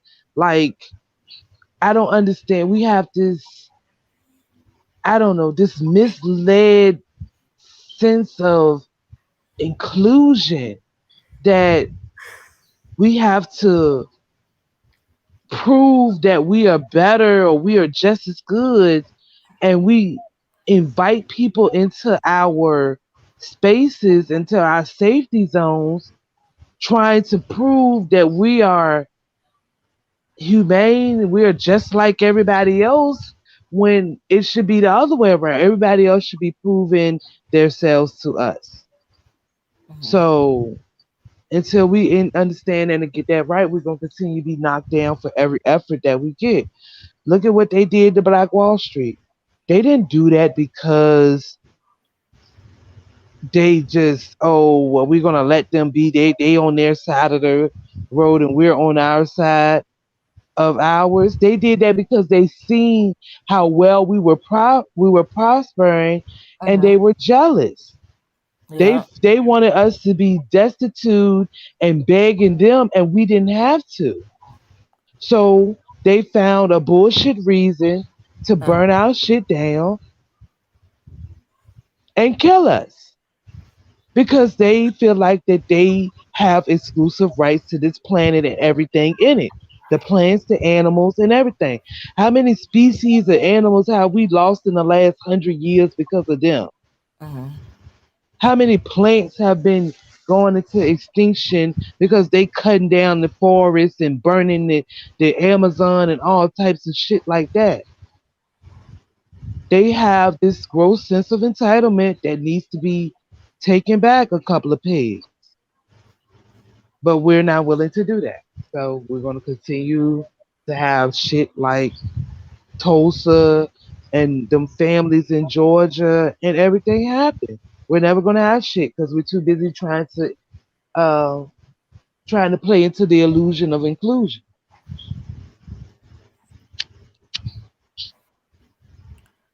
So, Abner,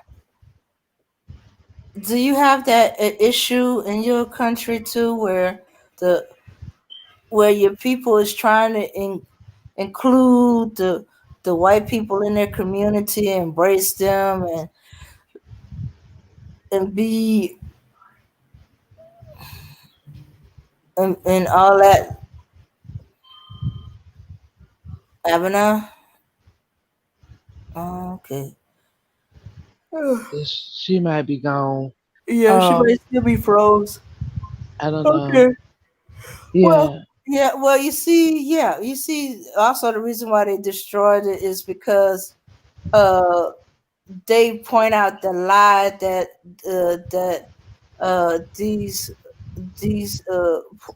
poor pink people has been feeding themselves off of that that the pink people is superior. So uh, their mindset, well, if I'm so superior, why this so-called lowly black man got all this stuff and he's doing it with basically nothing, but yeah, I'm so superior. So they had to burn that town down because it just holds truth to the lie. yeah. It wasn't just jealousy alone that was feeding it. It's they couldn't handle the truth that they've been feeding in on a lie by the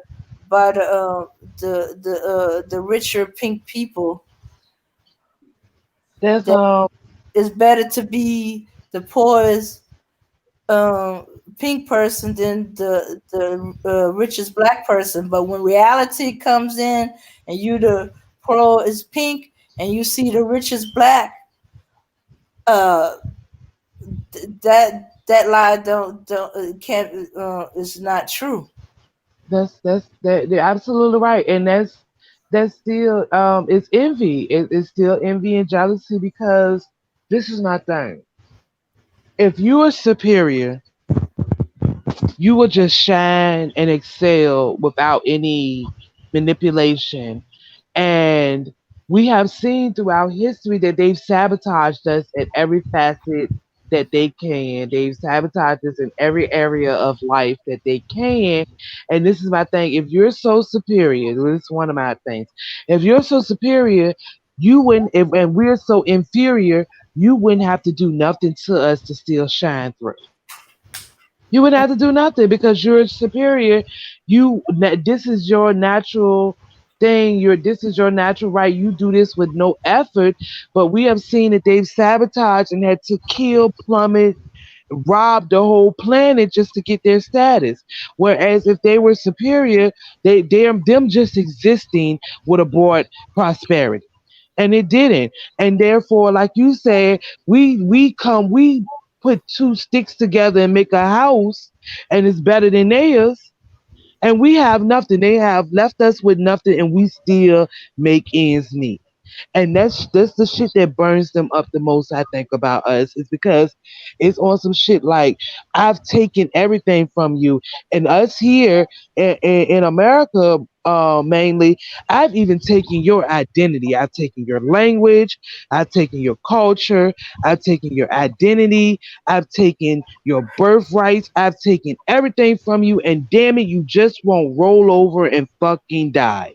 That is their thing. That's another reason why they hate us because they did everything they thought that they could do to destroy us, and it did not work. Now we are lesser of ourselves, and we're still trying to grasp hold to who the fuck we really are, but we're still here. We're still alive. We're still maintaining as best as we can. We did not roll over. We did not die. And then this is the thing too. If you're a superior being that we live on a planet that is ruled by the sun, every other organism damn near on this planet thrives in the sun.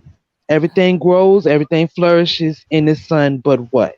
Them and a couple of extremophile organisms that live in sub temperatures and extreme heights, but I'm talking about the extreme cold. Extreme cold temperatures and they still live. How are you a supreme being in a sun loving planet and you burn in the sun? That right there should tell a lot of people, even the black people that cap for them so hard about how good and the wholesomeness white folks is. These motherfuckers can't even spend 30 minutes in direct sunlight without turning beet red and blistering. They don't even belong here. They are a genetic mistake. So they cannot thrive without piggybacking off of us. They had to take everything from us in order to even survive. And now that's not even becoming enough because as I was saying earlier, in uh 29 of the 50 states, they have a negative birth rate. So all of their trickery is not working anymore. So that's where the interracial dating come in. So they need to steal a few of our genes. They already been stealing our organs for years. Now they got to steal a few of our genes to help keep themselves alive. And then that's the thing. Somebody else in the comments said something about the families about to learn some voodoo and keep them people away. They're not gonna do that because black people, for the most part, are afraid of the mystics. They're afraid of the occult. They're afraid of traditional spirituality because they were told that it's evil. But they open their book, they open their books, whether they're Muslim, whether they're Christian, whether they're Buddhist, or whatever they want to be, and it's littered with rituals and incantations and spells. The book of Psalms is a book of spells. It's a grimoire. It's a It's a book of book of spells. music. It's a It's a book of book. poetry. No, it is a It's a. book of spells. Look it up, Dane. It is a book It's of not a book spells. of It spells. is a book of It's spells. just prayers and poetry. No, it's not just prayers and poetry. And anybody that knows any in-depth knowledge of spirituality and ritual, they know that ritual and prayer go hand in hand. The difference between prayer is you're just asking, where in ritual you're asking and you're facilitating the action. You're demanding it. But I'm not gonna. That's not what I'm not gonna get into that with you on that Christian talk. But like I said, the Book of Psalms is a grimoire. You don't believe it or not. You don't have to believe it. I know. What I pretty much think I know where your religious stances are. So we're gonna disagree. We're gonna agree to disagree on that one. But Okay. like I said, that the books are littered with incantations and rituals and spells and things of that nature and um we turn against that. We turned away from that a long time ago And we don't understand that they took it from us and they told us it was evil, but they secretly lose it. Like one of our presidents um, spends a lot of his time, well, our ex-president spent a lot of his time in Haiti learning to be a shaman. Why? Why is he learning to be a shaman? Because they believe in the things they came upon us, they saw our power, and they knew they had to neutralize it in order to get away from us. So I mean, get in order to overcome us. Just like I am a part of a few groups where they believe in the ancient practices that we used to, and they talk about how some of our leaders they've tried to do spells on them, but they're protected. They're protected from higher magic than they know, and they're not going to do that because they've been turned away from it, but they still use it in forms. And I'm a yield with that.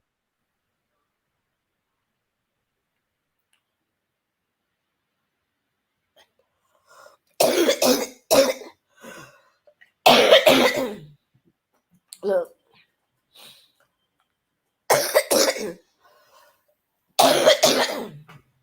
all right. It is not. Psalms is not a spell book. Yes, it's just prayers and people expressing their feelings to God. If you mad and you hate your enemy, you express how bad,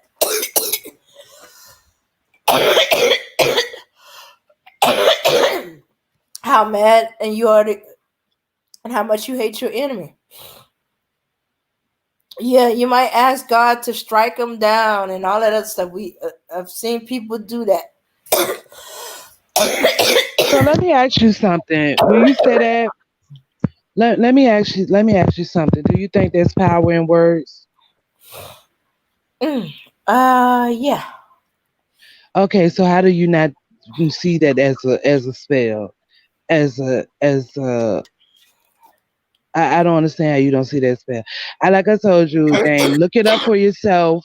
I know you're pretty um and you're to the Bible and Christianity, but I'm gonna need you just because you haven't seen it or you haven't read it or you don't know it or you were told different, I'm gonna need you to look that up because I can promise you, sweetheart, that the book of Psalms is a book of spells.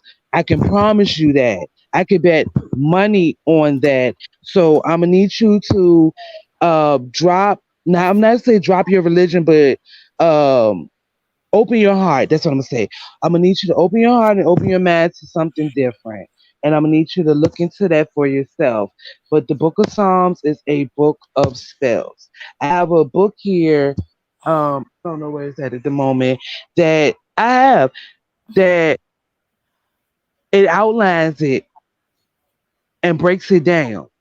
Maybe in the back chat, once I find the book, I could tell you who is written by because I don't keep up with author names. I am guilty of that. Um, but you might want to take a look at that book. But the Book of Psalms is a book of spells. But go ahead. Okay. All right. All right. So yeah. Yeah. So yeah. I'm not gonna get all caught up on that, but still, the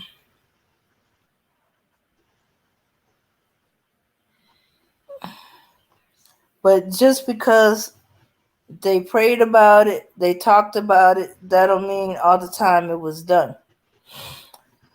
But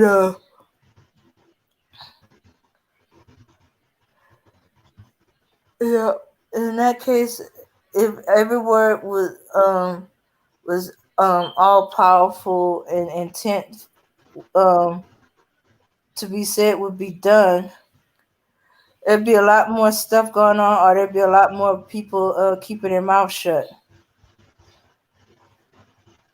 because people are too careless with their words, and they'll be accidentally spitting out things on themselves. Ugh.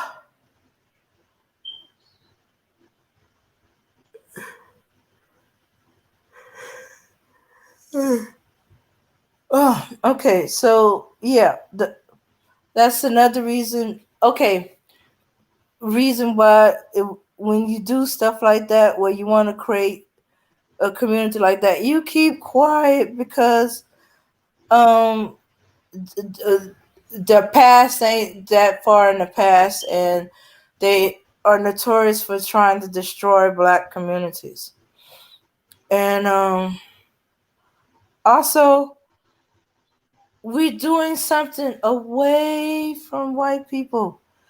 They can't stand that we conjugate, we together. They fearful we plotting to get rid of them. No, we're not plotting to get rid of you. We're plotting to get away from you. We're trying to get as far away from y'all as possible, so we feel safer with our own. But I like to know how it got out in the first place. If they kept quiet for it for a long time, who spilled their guts to who? Did one of them have a pink spouse or something like that, and they spilled the thing? Baby, y'all should let it be known and stuff like that. Look at all the stuff y'all accomplished, blah blah blah. Yeah, because You're they were absolutely right. undermined. They they they won't.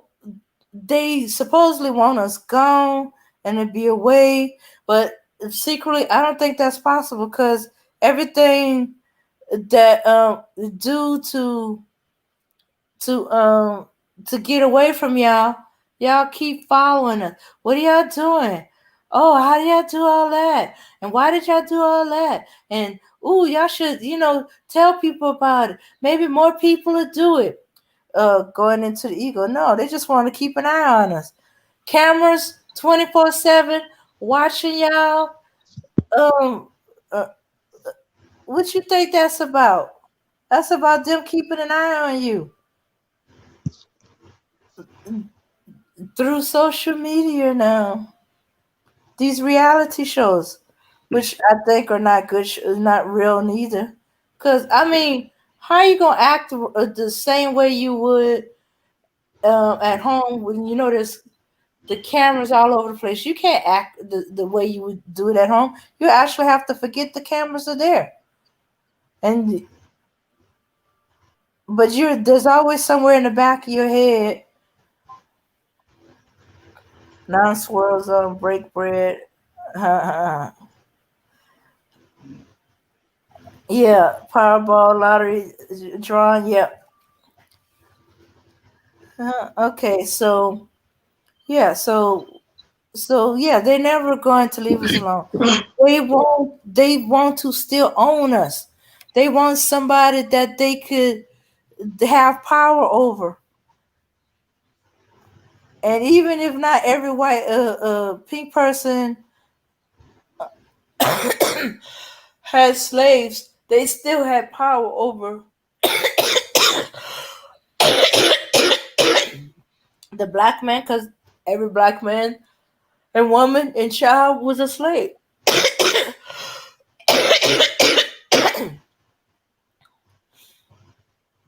So even still, so they want us to be pets again. They want us to be their their cattle, their mules.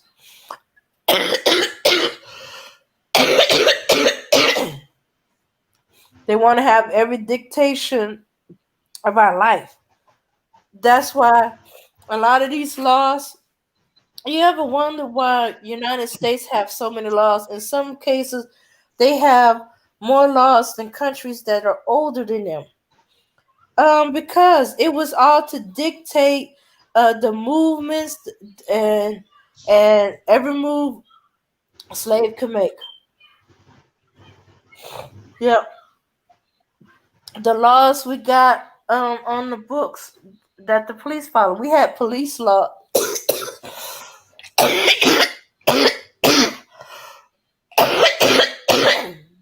We had police. Why the heavy need for feel the heavy need for police present in black communities. And why more white policemen than black ones?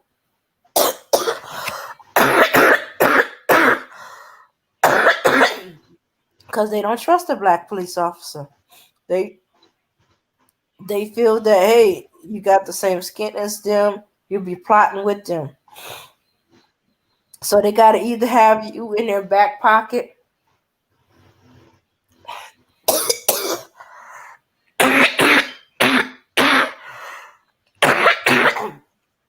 and then they'll still try to get rid of the black police officer, cause so there won't be no witnesses to the dirt they doing.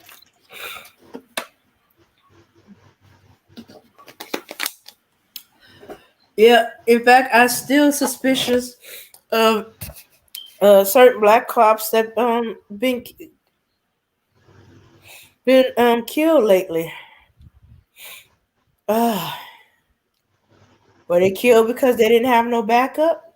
Were they killed um because they were too trusting of the pink people? Or were they killed by their fellow cops and made it look like they were killed by somebody else? Hmm. Uh, yeah, my grandfather used to say he was glad he was never with a company of soldiers where he had to deal with the white soldiers because he couldn't trust them at his back. He'd rather be doing all the laborers, digging the ditches, building the airfields, cutting sugar cane, taking a machete through the forest, um, cutting down trees, didn't have to deal with white soldier at his back. Cause he said you gotta watch out for the people in front of you, the enemy in front of you, and the enemy in the back of you. So um he didn't care for the integration of the military. Yeah, keep us separate. I want to be with all black soldiers. At least I know they're not gonna be shooting me in the back. Or yeah. Um and my great uncle, he wasn't quite so lucky. He had to deal with white soldiers, but they kind of made a pet of him because he was the only one that spoke French, and they were stationed in France. Well, who spoke French and English. Well, yeah, yeah. So he was stationed in France, and I don't know what the deal was with my other great uncle, the older brother. He was stationed in Germany, and I think he was on ship a lot of the times. All I know is sometime he became alcoholic. His brothers and sister was whatever he had dealt with in the in during World War II that he never told them about, because he was fine for a while, stay working hard, and then sometime later in life he started drinking, and he couldn't seem to stop.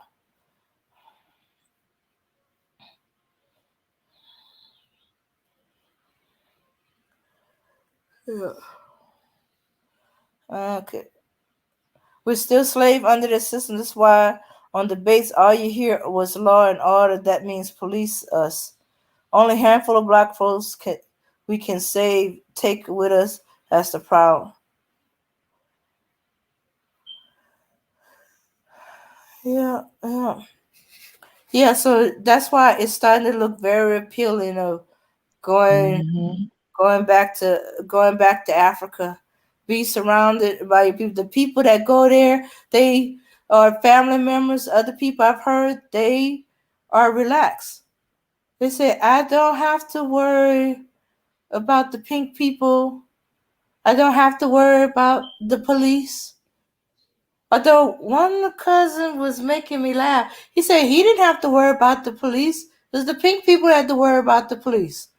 I don't know where he went. I can't remember where he went when he said that. But where he was at, nah, they weren't worried about the black people that came to visit their country. They were worried about the pink people that came to visit their country.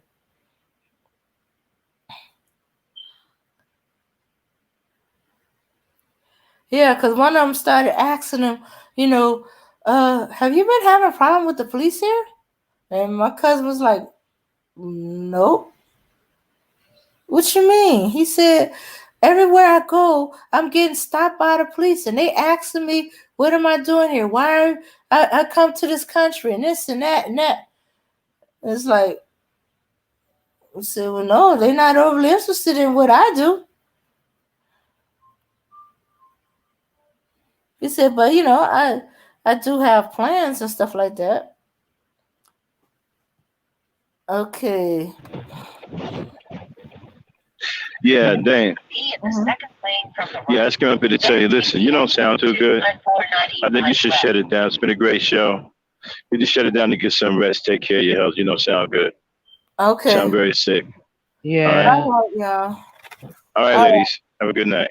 I Okay. wanted to ask you, what are you taking? You know how I am, so I done went into doctor, nurse, whatever you want to mode and stuff, and I wanted to ask you something. So I'll Okay. probably talk to you about that in the back and stuff. Maybe not tonight because I probably go to bed too, but I'll Mhm. probably hit you up tomorrow and we can, politic about what can be done because you do sound really bad. And I can hear the congestion. The cough sounds dry, but it sounds like you got some rattling going on. But anyway, I'm not gonna get into that over here on this side. But yeah, go ahead. Oh yeah. All right, everybody. We had a good night. Nice talking to y'all. Thank all of y'all for participating. Our usual Auntie, Pretty Black Magic, Emmanuel Briggs, Hassan Burton, of course. Oh, y'all had some very interesting comments. And Uh, Non-Squirrel Zone. Can I say something right quick? Oh Cause I ain't got time to type it before you yeah. hang up. Before you hang up. Uh, Pretty black magic, baby girl. It's not much to scare me, sweetheart. And I'm telling you now, I ain't never scared, and I'm not as perverse in the stuff that you're talking about in the chat, but I want to be. I'm trying to learn as much as I can. I do my little rituals or whatever, but I know I probably don't know as much as you, and I'm willing to learn. So that's why I was like, I want to know what you know. Hit me up. I don't scare easy. Um, I'm about ancestor reverence. I'm about learning the things that were taken from us because I believe we all should learn what was taken from us. So I'm serious. I don't know if you're in the back chat or whatever, but yeah, hit me up on my email. I don't know if I should give that to you here.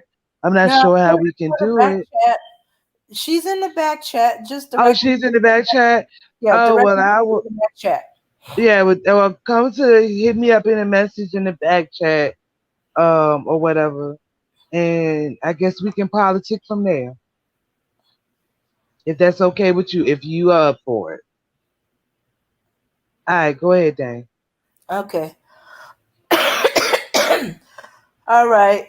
Yeah. Thanks for the interesting comments, questions, and topics. Non-swirl zone, son, auntie. I don't know if she's still there. Kaya Grace, and highly favorite was with us. Okay. Okay. And I hope. I think I got everybody. If there's anybody miss, oh yeah, Brianna G, and Naomi Buckner. Okay, if there's anybody that I missed, I apologize. I'll catch y'all next time. Thank y'all for coming and showing y'all support, your support, peace, power, and unity.